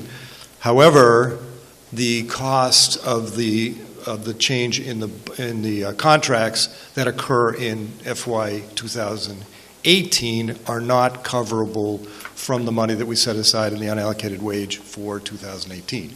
So the extra money that's in the unallocated wage budget for 2017 in part is moved to cover that, and then some money is taken out of free cash to cover the remainder of the increase in 2018. Now, from my understanding that the reason for this was a simple compounding error. When the budget for FY18 was built, the cost for the increase in 2018 was taken into account, but the cost for 2017 increase was not carried forward into 2018. And don't ask me to say it again. Okay. No. If you have questions, I'll be more than happy to discuss it. But that's so essentially. I'm telling you about motion 1, which encompasses everything else you're going to hear, but I'm telling it to you first. Let's call it. I gave you the punchline first, and then I'm going to learn how to push these buttons. All right. Motion 2 is unusual amongst all 14 in that it's the last motion you're going to get to vote on tonight that doesn't cost you any money. It follows on from some of the work that we did in the Springtown meeting, in which we changed a number of titles, deleted some, updated others. And in this particular case, we've taken 2 from the library. We've changed their titles slightly and moved them into a different into a different step, I think. I don't know the difference between step and grade in this system, but I think we move it into a different step. And then we have changed the title of one of the people working in the town manager's office to include ADA coordination. That does have a change in cost. We are not going to vote for that change in cost because that money is already in the town manager's budget. All right. Next, we're dealing with... Excuse me, yeah. Peter, I'm sorry. It occurs to me that it's going to be too hard to remember all these things to vote at the end. So why don't let's pause for a moment and take the first two motions. Okay. So with respect to motion number 1 and motion number 2, may we have a recommendation from the select board?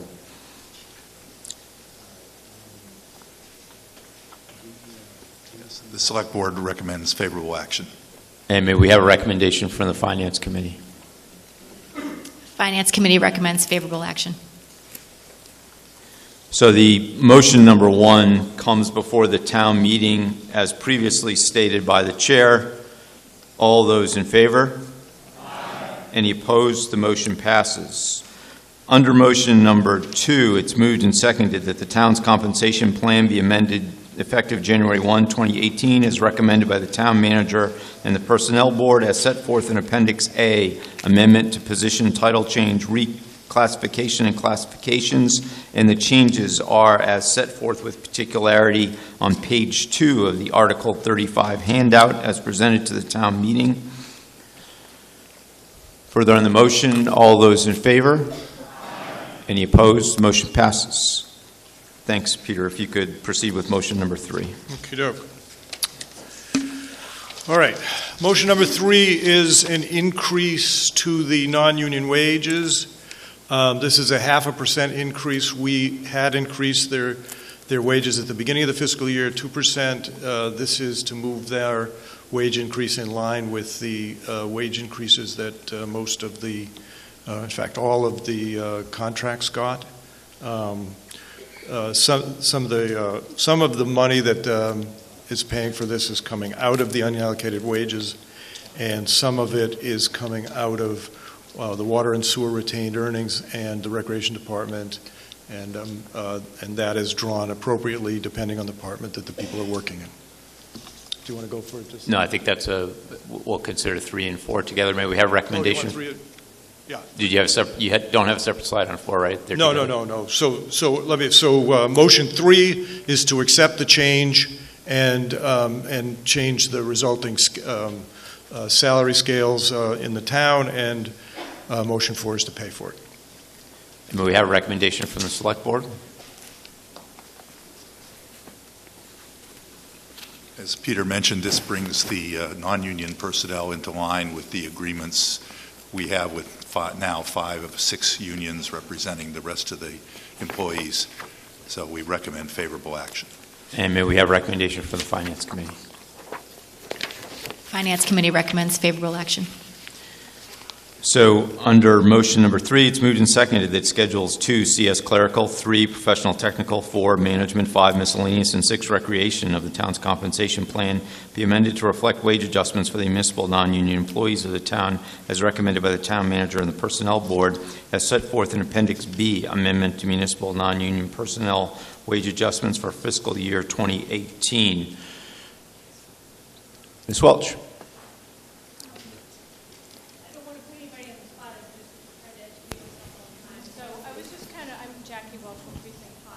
Thank you. I'm Jackie Welch from Precinct 5. A quick question, and you may not know the answer, and I apologize. I don't mean to put you on the spot. I was just kind of curious with the 0.5% compensation change, and I'm all for parity. I totally understand that. I was previously on the personnel board, but just a quick question. So I know some employees get steps, and others are at the top of the steps and don't get any more steps, if I understand that correctly. So I was just kind of curious if you happen to know, so we can kind of like have a good background knowledge for motion 3, roughly what percentage of employees, whether they're non-union or union or combined, have already maximized steps or are still getting steps, if you know. But I'm not trying to put you on the spot, so if you don't know, that's totally fine. I feel totally on the spot. I don't know. I don't know, and I apologize. In past years, I've actually had that number, and I don't because of the complexity of the rest of the contract, so I apologize. But I've already checked with the other person who might actually know, and she doesn't, so we don't know. It's going to be very quick after this. I won't divulge her identity. Article is just housekeeping. Further on the question? Motion comes before the town meeting as previously read by the chair. Motion number 3. All those in favor? Any opposed? Motion passes. This brings us to motion number 4, appropriation of funds for municipal non-union personnel wage adjustments for fiscal year 2018. It's moved and seconded that the town transfer the sum of $23,788 to the following municipal personnel service budgets as listed below. $18,730 of said appropriation shall come from the fiscal year 2018 unallocated wage account 0312511. $1,228 shall come from the water and sewer retained earnings, and $3,830 shall come from recreation retained earnings. The particular allocations by department number, department descriptor, and the amounts are as set forth on pages 2 and 3 of the Article 35 handout in front of the town meeting. Motion number 4, all those in favor? Any opposed? Motion passes. This brings us to motion number 5. Under motion number 5, it's moved and seconded that Schedule 11 of the town's compensation plan be amended, revised, and modified in accordance with the recommendation of the Personnel Board as set forth in Appendix C, custodial union wage adjustments for fiscal year 2017, fiscal year 2018, and fiscal year 2019, and pursuant to a memorandum of understanding, MOU, reached between the Board of Selectmen and the SEIU Local 888 Winchester Custodial Union dated June 19th, 2017. Motion number 5, Mr. Shimetz. All right, I've put up motions 5 and 6. For the rest of the presentation, the motion to accept the contract I've combined with the motions to pay for the contract. This is one of the first contracts to come through. This is the custodian union's contract. They are DPW workers. They work in the DPW department, and that's why changes here end up in the DPW budget, in spite of the fact that they work for the school department.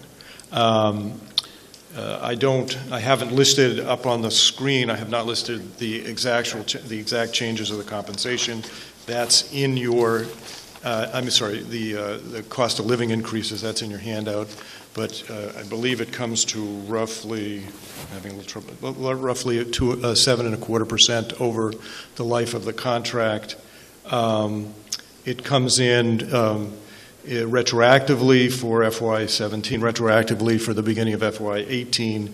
There's a change at the beginning of calendar year 18, and another change at the beginning of FY19, and then there's a 0.75% uptick at the end of the contract.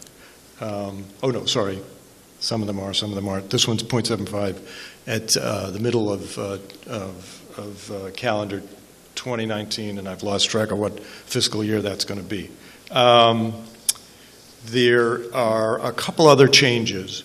I don't know how many people are familiar with this, but I'll describe the process. It's uniform across the unions in town, and that is that excess sick days are purchased back. It depends on which contract you're talking about, but once a union member has reached a certain bank of sick days, they have the right to have a certain number of those days purchased back per year.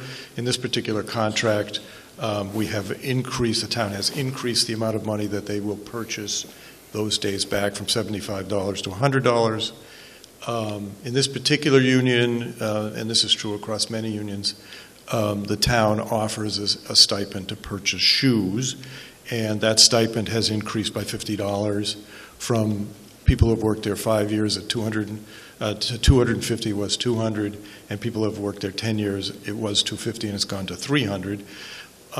One interesting change that's new in this, which sort of works out to everybody's benefit, at 25 years, the union members have an option of foregoing their stipend, buying the shoes themselves, and taking the $200 in their pocket, which would have been $300 if the town were paying it. So we pay less, and they get the money in their pockets.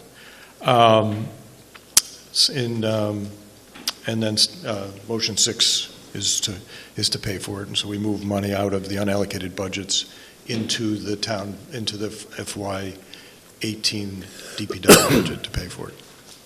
Thank you, Mr. Schemitz. May we have a recommendation from the Select Board on Articles 5 and 6?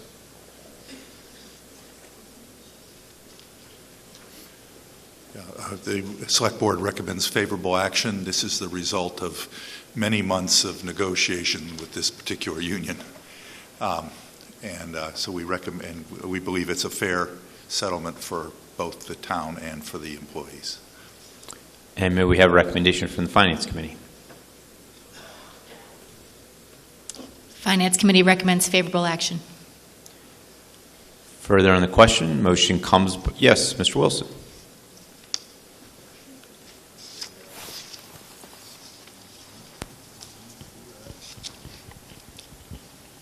Thank you, Roger Wilson, Precinct 1.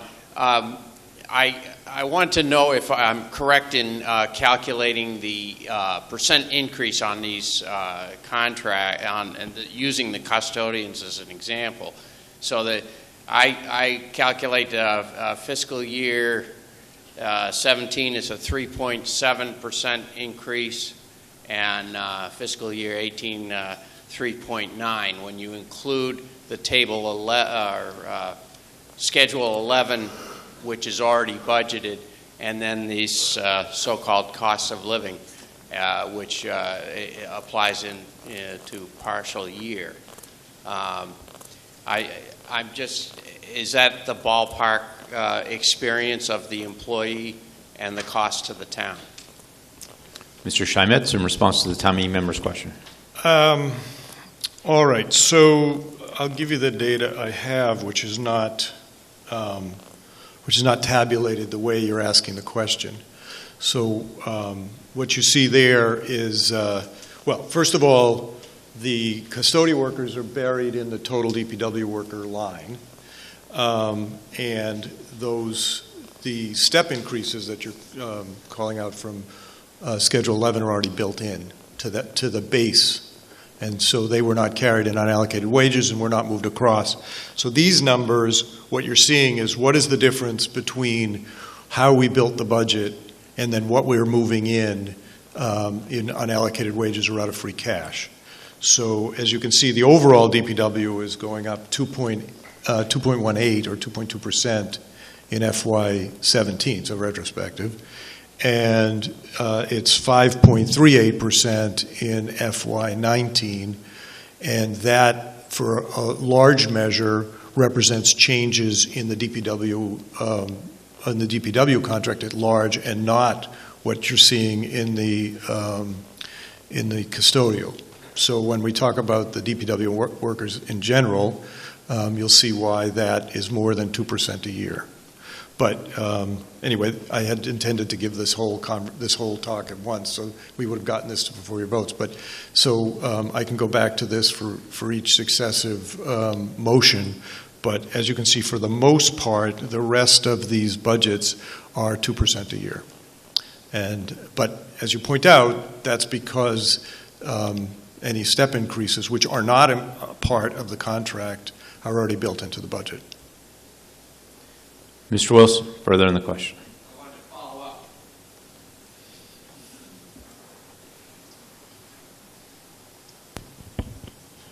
Aren't the schedules part of the contract, and therefore, even though they're already in the budget, they're part of the contract? The town meeting member's question is with respect to the schedules that incorporate step and track increases, are those not part of the contract that's being approved by the contracting party, the town of Winchester? I think we're getting into semantics at this point. If we never had another contract, if we never wrote another contract, then the union members, as well as many of the non-union members, would continue to get step increases upon being reviewed. And I think for the most part, and I can't I'm not sure. I know I think the school committee it's yearly, and I think in other departments it's bi-yearly or yearly. But that would go on regardless of whether or not we change the contract. So I don't think I wouldn't call it part of the contract. It is an increase. People are seeing that increase. It is not part of the contract, I would think. Didn't the police negotiate a new schedule? The town meeting member asked a further follow-up as to the schedule negotiated, and let me remind the meeting that with respect to these discussions and the town meeting members' questions are entirely appropriate, but that there is a little bit of tension as to our role and the role of the negotiating parties. We are not a negotiating party and not in a position to negotiate contracts on the floor of the town meeting. We are simply the appropriating authority. So our position is, our role is whether to appropriate these funds or not. And with respect to whether or not step and track issues are incorporated within a contract itself, I think a particular legal question, and if Mr. Scheimatz wouldn't mind and town council wouldn't mind, I could just ask him to address whether the step and track issues are part of the contract. No. Go ahead. Yeah, the step and track was not part of any of the contracts except the police superior officers. And there was a negotiation change, the negotiated change in the step and track there, which we'll talk about when we get to the superior officers. But as you can see, that is also higher than 2% a year because of the step and track changes. Further in the question, Ms. Welch.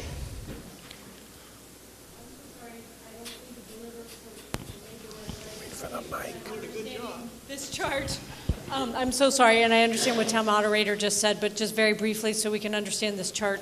And I have listened to everything everybody else has said, but just so I can put it in my own vernacular. So this, for the top part, for example, DPW workers, and this is just to understand it. It's not, I understand that we're not renegotiating these, but in any event, percentage change 2.19% for FY17 for DPW, and then over on the right-hand side it says final FY18 percentage change 5.3.8%. That's cumulative, right? That's not, so it's 2.1% plus it's 5.38%, right? It's not that the 5.38% already takes into consideration the 2.19, correct? For the total DPW workers, their salary change for last year, so the retrospective amount of money that we paid for them for last year increases by 2.2% over what they were actually paid. We built the FY18 budget assuming we started with the FY17 budget pre-increase.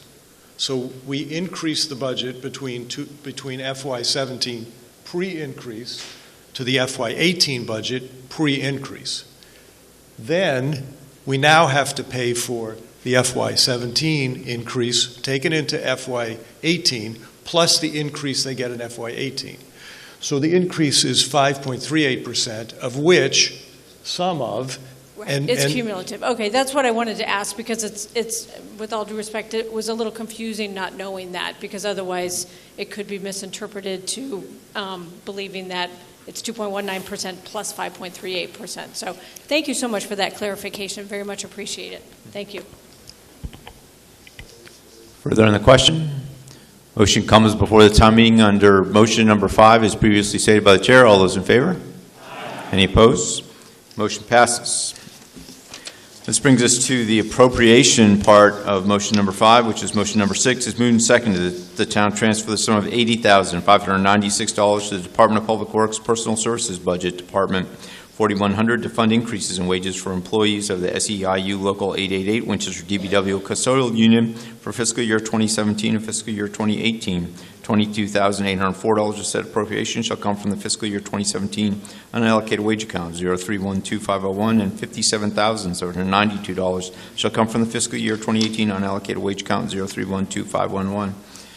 Motion number 6. Further on the question, all those in favor? Aye. Any opposed? Motion number 6 passes. This brings us to motion number 7. It's moved and seconded that Schedule 7 of the town's compensation plan be amended, revised, and modified in accordance with the recommendation of the Personnel Board as set forth in Appendix D, DPW Workers Union Wage Adjustments for fiscal year 2017, fiscal year 2018, and fiscal year 2019, and pursuant to a Memorandum of Understanding, MOU, reached between the Board of Selectmen and the SEIU Local 888 Winchester DPW Workers Union dated October 24th, 2017. Motion number 7, Mr. Chimetz. Okay, so once again, 7 is the motion to accept the contract, and motion 8 is the motion to pay for the contract.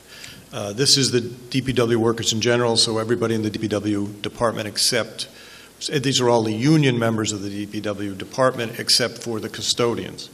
And this has a set of changes for this set of COLA changes that, again, over the life of the contract equals 7.25%, coming 2% July 1st in 16, 2% July 1st, 17, 0.5% July 18, 2% of July, 0.5% in January of 18, 2% in July of 18, and then a 0.75 in January of 19. Included in that, let me just go to the stipend first because that's easier. There'll be an increase in the amount of increase in the amount that they're paid as a stipend for coming out and plowing the streets. So the snow and ice stipend has changed.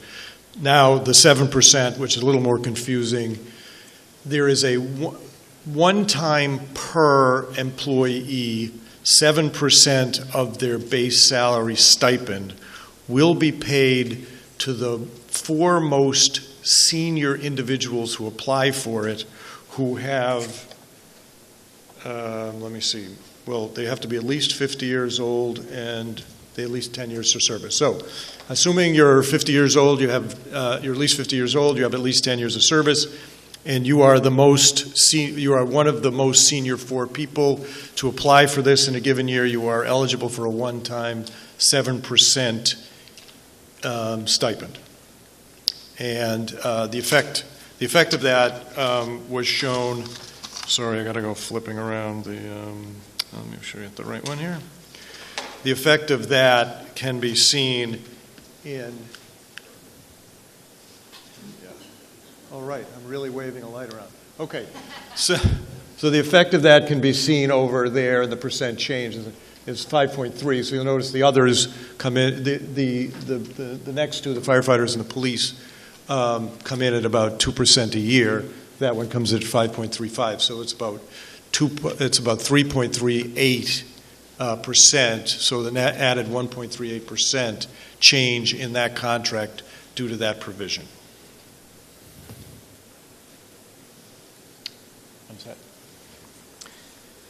On motions number 7 and 8, may we have a recommendation from the Select Board? The Select Board recommends favorable action. And may we have a recommendation from the Finance Committee? Finance Committee recommends favorable action.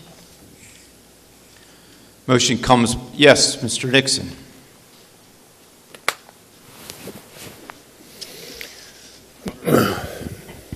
Thank you, Mr. Moderator. So question through you to Mr. Chimetz. One is a clarification, then followed by a question. The slide indicates it's a one-time payout. I believe you described it as a stipend. However, as I'm reading the background, the language I'm reacting to includes base wage increase. So just maybe help us understand that that truly is a stipend, that would not be carried forward for any other salary adjustment. Yeah, it's one time. Okay. And then the follow-up question, again, in the length of service benefit, says if more than 4 members seek to implement the benefit, then the first 4 qualified members by seniority shall be selected. Given the description or definition of seniority, does that mean by age or length of service to the town? Is that term actually clear in the negotiated agreement? I don't have any idea. It was length of service. Okay, so it's length of service. I thought it was age. Okay. Thank you. Motion before the meeting, motion number 7, as previously stated by the chair. All those in favor? Any opposed? Motion number 7 passes. Brings us to motion number 8, the appropriation pairing. Motion number 8, to move and second that the town transfer the sum of $90,349 to the Department of Public Works Personal Services budget, Department $4,140,253 to the Water and Sewer Personal Services budget, Department $9,000 to fund increases in wages for employees of the SEIU Local 888 Winchester DPW Workers Union for fiscal year 2017 and fiscal year 2018, $23,923 of said appropriation shall come from the fiscal year 2017 unallocated wage account 0312501. $66,426 shall come from the fiscal year 2018 unallocated wage account 0312511, and $40,253 shall come from the water and sewer retained earnings. Motion number 8, all those in favor? Any opposed? Motion passes. This brings us to motion number 9. Under motion number 9, it's moved and seconded that Schedule 10 of the town's compensation plan be amended, revised, and modified in accordance with the recommendation of the Personnel Board as set forth in Appendix E, Firefighters Union Wage Adjustments for fiscal year 2017, fiscal year 2018, and fiscal year 2019, pursuant to a Memorandum of Understanding, MOU, reached between the Board of Selectmen and the Winchester Firefighters, IAFF Local 1564 Union, dated April 24th, 2017. Mr. Chimetz. All right, so after those other ones, this one's easy. This was, in fact, the first one to cross our desk. We thought everything was going to be easy because this one was so easy. The only change here is the cost of living increase. It gives a 2% retroactive back to July 1st, 2016, at 2% retroactive back to July 1st, 2017, a 0.5% increase mid-year, beginning of the fiscal year 2019. There's a mid-year correction, July 1st, 2018, and then 0.25% on June 30th, 2019. And that is it. That is the change in the contract. On motions number 9 and 10, may we have a recommendation from the Select Board?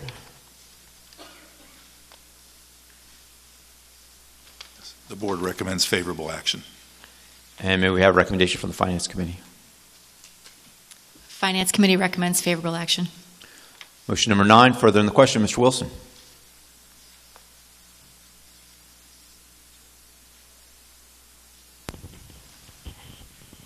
Mr. Moderator, through you to the Finance Committee, I just wanted to understand the math on the overnight, the difference between June 30th and July 1 and how that works out.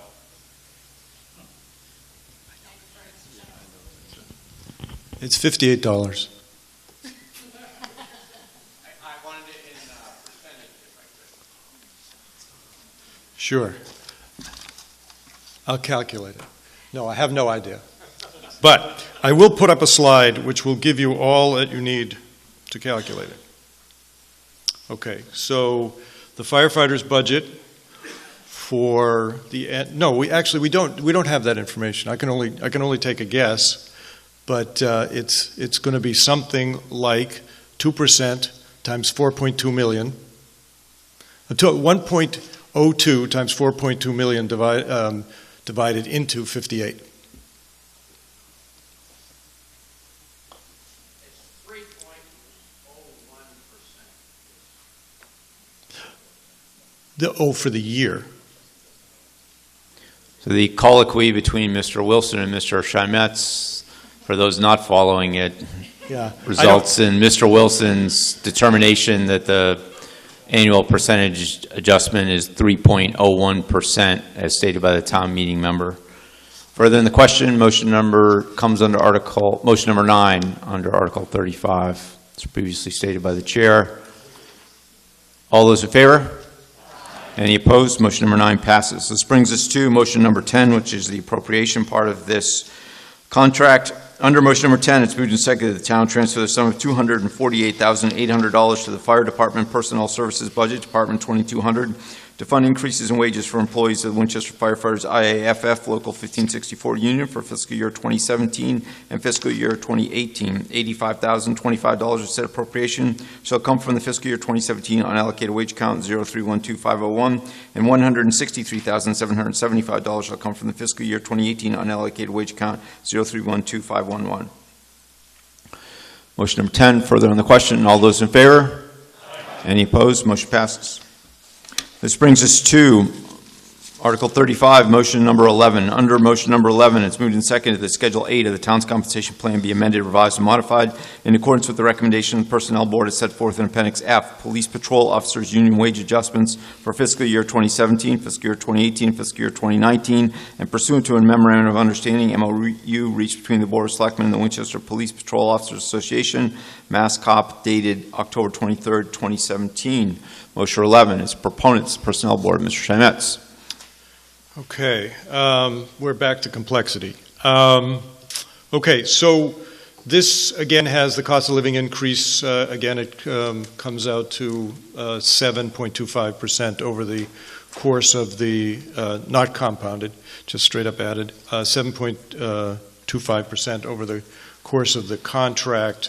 You've got a 2% at the start of FY17, 2% at the start of FY18, 0.5% January 1st, 2018, 2% at the start of FY19, and then for the last day of the contract, you have a 0.75%, which I guess doing the math means that you start the next fiscal year essentially with a 2.8 or 2.9% increase over where you started the previous fiscal year.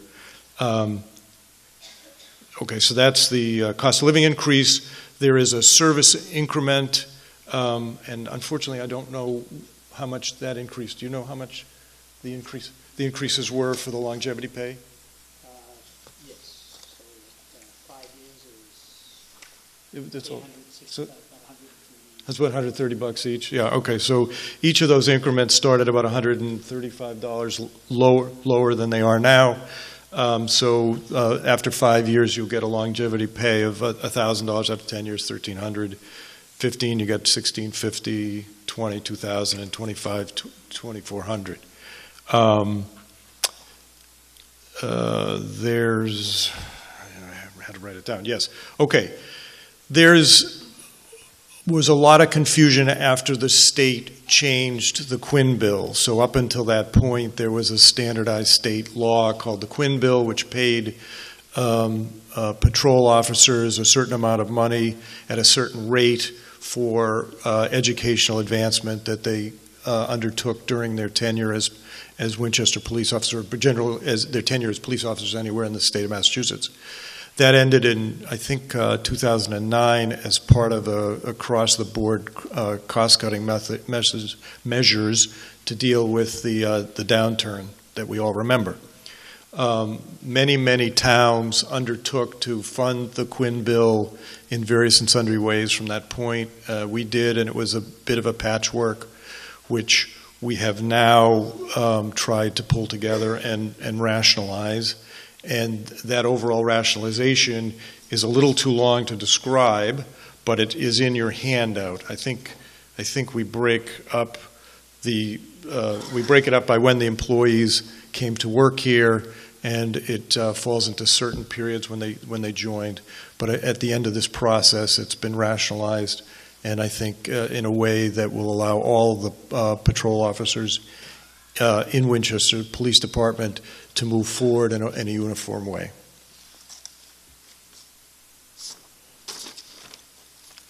May we have a recommendation from the Select Board on motions number 11 and 12?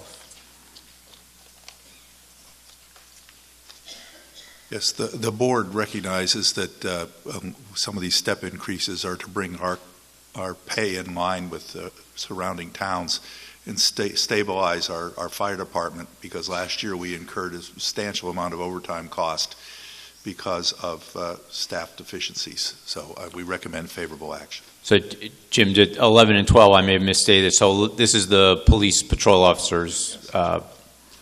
Wrong contract, but that's coming up next. Anyway, we recommend favorable action on this. May we have a recommendation from the Finance Committee, Ms. Allison? Finance Committee recommends favorable action. Motion comes before the town meeting as previously stated by the chair. Motion 11. Further on the question, Mr. Nixon.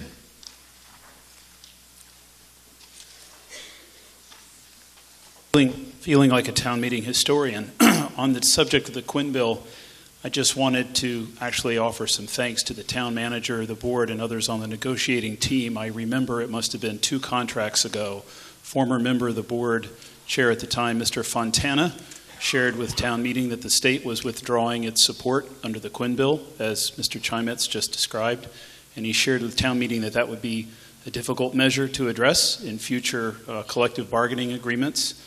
I think it's fantastic that it's here for us to react to tonight. I'm sure that was difficult. It seems like a creative solution, and I appreciate someone keeping their eye on the ball. Thank you, Mr. Nixon. Yes, Ms. Cluley.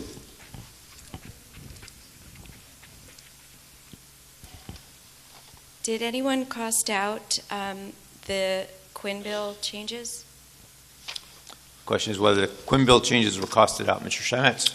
Yeah, the Quinn bill changes are in my all-purpose slide, where all things are costed, and they do not rise to the level of the 2% per year. So they were those factored into the. No, but I'm wondering if no, they couldn't have been. Yeah, Mr. Chimetz returning to the Ask a Friend portion of the meeting. Just look at the numbers and you address your response to Ms. Cluley, who had the question. Okay. They are costed in this line, but I think they're small enough that they do not appear. Further in the question? Yes, Mr. Marmon. This is just an opinion. I'm all in favor of paying our workers well, but this idea of giving them a pay raise on the last day of their contract is some sort of a joke. It's a trick, and I have found that we are always the losers when these tricks come about. Further in the question? Motion comes before the town meeting on motion number 11 as previously stated by the chair. All those in favor? Aye. Any opposed? Motion passes. This brings us to motion number 12, the appropriation part of this contract. Under motion number 12, it's moved and seconded. Town transfer the sum of $107,572 to the Police Department Personnel Services Budget, Department 2110, to fund increases in wages for employees of the Winchester Police Patrol Officers Association, Mass Cop, for fiscal year 2017 and fiscal year 2018. $34,475 of said appropriation shall come from the fiscal year 2017 unallocated wage account 0312501, and $73,097 shall come from the fiscal year 2018 unallocated wage account 0312511. Motion number 12. Further in the question, all those in favor? Any opposed? Motion passes. This brings us to motion number 13 under Article 35. Motion number 13, it's moved and seconded that Schedule 9 of the town's compensation plan be amended, revised, and modified in accordance with the recommendation of the Personnel Board as set forth in Appendix G, Police Superior Officers Union Wage Adjustments for fiscal year 2017, fiscal year 2018, fiscal year 2019, pursuant to a memorandum of understanding, MOU, reached between the Board of Selectmen and the Winchester Police Superior Officers Association, dated October 13th, 2017. On behalf of the motion, as proponents, the Personnel Board, Mr. Chimetz. Okay. All right. We're still at complexity here. So this is the Superior Officers contract. Again, motion 13 is to accept the contract. Motion 14 is to pay for the contract. We have a set of increases that cost of living increases, again, 2% July 1st, 16, 2% July 1st, 17, 0.5% January 1st, 18, 2% July 1st, 18, and then the thing that has been raising the ire of everybody, a 0.75 increase on June 30th, 2019. I would opine one factor here. All of these cost of living increases have the same overall compounded interest. So they all have If you do straight addition, which of course is not the right way to do this, but if you did straight addition, I'm not going to do the multiplication in my head, if you did straight addition, you get 7.25%. If you grant that last increase, in this case 0.75 on the last day of the year, you don't pay for any of that increase in that last year. So in fact, in this one instance, in those cases where we did it on the last day of the year, it is in fact the town that comes out ahead in that particular instance. In any event, one of the things that we did change the cost, we did change the longevity pay, again, was that the same $135? So the longevity pay for the superior officers had the same change as the patrol officers, so moving to $1,000 for 5 years, $1,300 for 10, $1,650 for 15, $2,000 for 20 years, and $2,400 for 25 years. There was a change in this particular case for the differential that superior officers are paid for working on the night shift, which moved from 4.75% to 5%.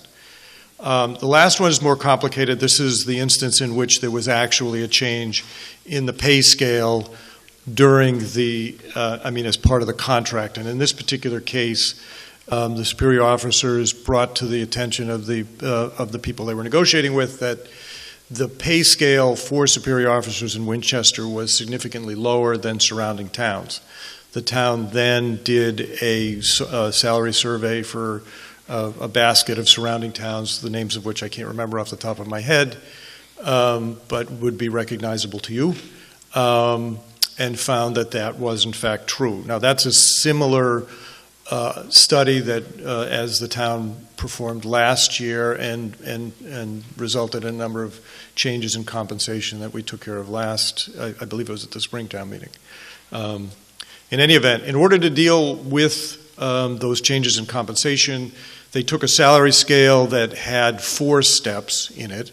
They dropped step 1 in that, and the existing step 2 becomes the new step 1, and on up until you add an additional step 5.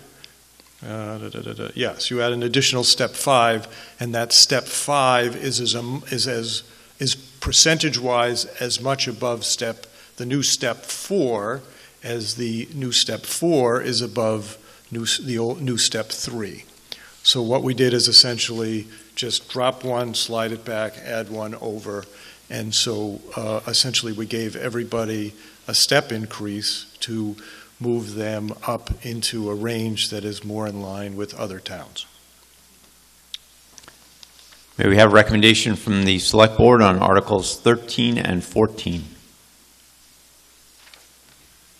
The Board recommends favorable action.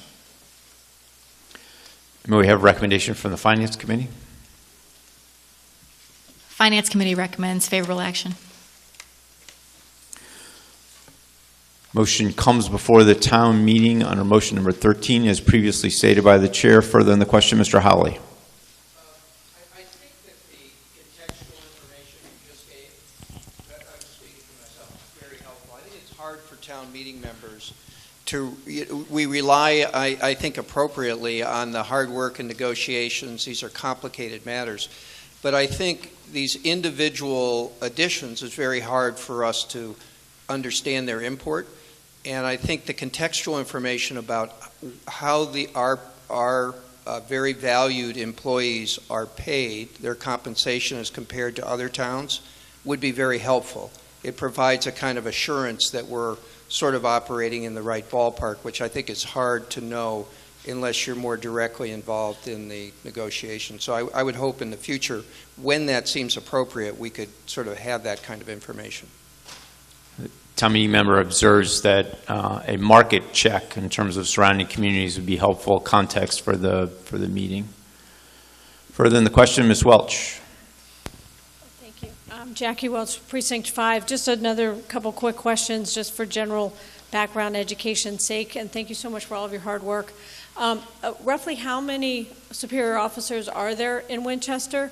And then my second question is, if you know, and I'm not trying to put you on the spot, but just so we can have some context, because otherwise this, some of us don't know as much as perhaps you do, and this would be helpful. The other question is, if there's 5 steps now, roughly what percentage are already maxed out of their steps anyway? If you know that answer, but maybe you don't. Thank you. Yeah, I know the answer to that one. Is an easy one. Nobody's maxed out now. With the addition of the step, nobody's maxed out.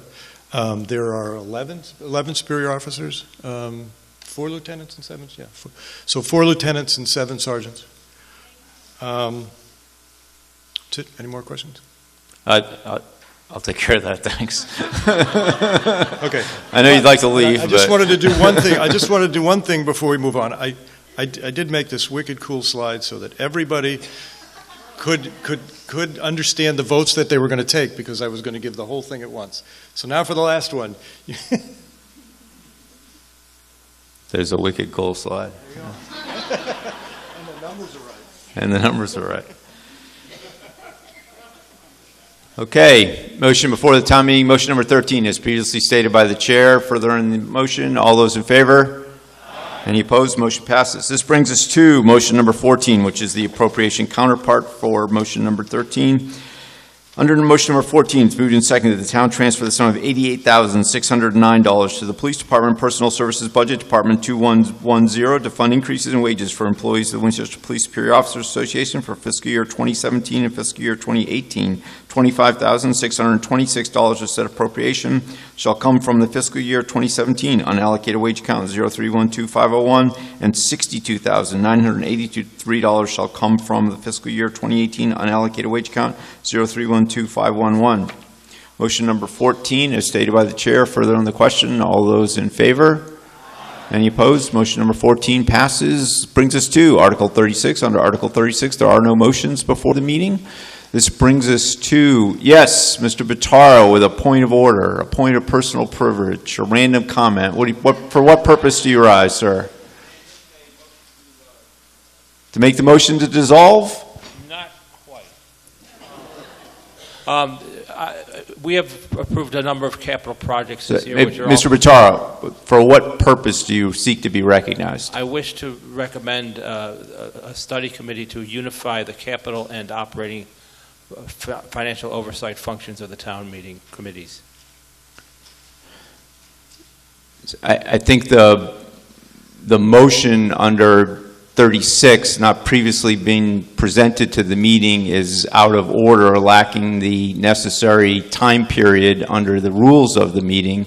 However, I don't think that the motion's particularly unfounded, obviously, but I would ask that that you address the substance of that request with the Finance Committee and the Town Manager to see if we can either create a committee outside the context of the town meeting, a working group, or if that is unavailing, to bring the matter back before the town meeting at its next session.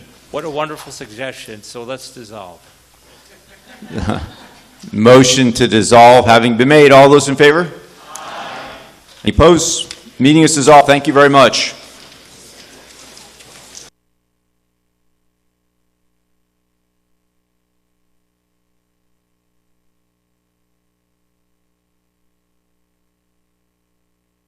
Good evening once again, ladies and gentlemen. I'm Alan Iden, and we are just seeing the conclusion of the third and final session of Winchester's Fall 2017 town meeting here on November 13th. So let's do a quick review of what we have seen tonight, mostly appropriation articles, including money for additional money for the Thornbury Road pumping station, various accounts, including a new traffic signal at Johnson and Ridge Street, and some money for the an additional Eversource line that's coming through town, not the controversial high voltage line, but this is another line that's going to come through Medford to Main Street, Bacon Street, Fletcher Street, Wildwood Street, and onto Pond Street, the switching station. And that included also $25,000 to redesign the intersection of Main Street and Highland Ave, and improvements to the Winter Pond area, all of which the town expects to be reimbursed through Eversource. There were several articles to move funds around and pay bills that were not paid in previous fiscal years. And then Article 31 was capital, the motions put forth by the Capital Planning Committee, $645,000 for capital projects. And probably the most interesting and informative article of the evening was Article 32, which is involved with the prospective expansion of McCall Middle School. That was 2 phases. The town meeting voted 1.6 million, about 1.4 of which is for a phase 1 completion, scheduled to be completed next September, for 3 classroom expansions made by converting the existing space in the lower level of the gymnasium wing, and a new connector between the gymnasium and library wings to provide accessibility, and allowing the courtyard to be used as a seasonal quote-unquote outdoor classroom. And then about 180 or 190,000 of that was to seed the design phase for phase 2, scheduled to be completed in September of 2020, which would include a 3-story, 6-classroom addition to the rear of the library wing, expansion of the existing cafeteria to meet life safety code occupancy requirements, conversion of a lower level storage space into athletic program team rooms and additional restroom facilities, and the renovation of an undersized former classroom currently being used as storage into teacher workroom meeting spaces. So $1.6 million to complete phase 1 and to begin the design process on phase 2 for the expansion of the McCall Middle School.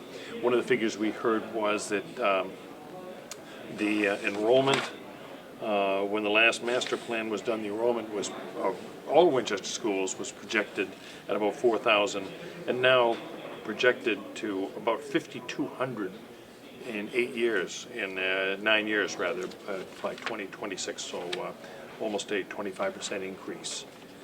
So town meeting passed that, and then again, some housekeeping matters, and a fair amount of time spent on the report of the Personnel Board, just basically talking about contracts that have been negotiated and having a town meeting vote the funds to fund those contracts. And that is it. That was our last session of the Fall Town Meeting 2017. For all of us here at WinCam and the crew here at WinCam, I want to thank you for joining us. Have yourself a great night.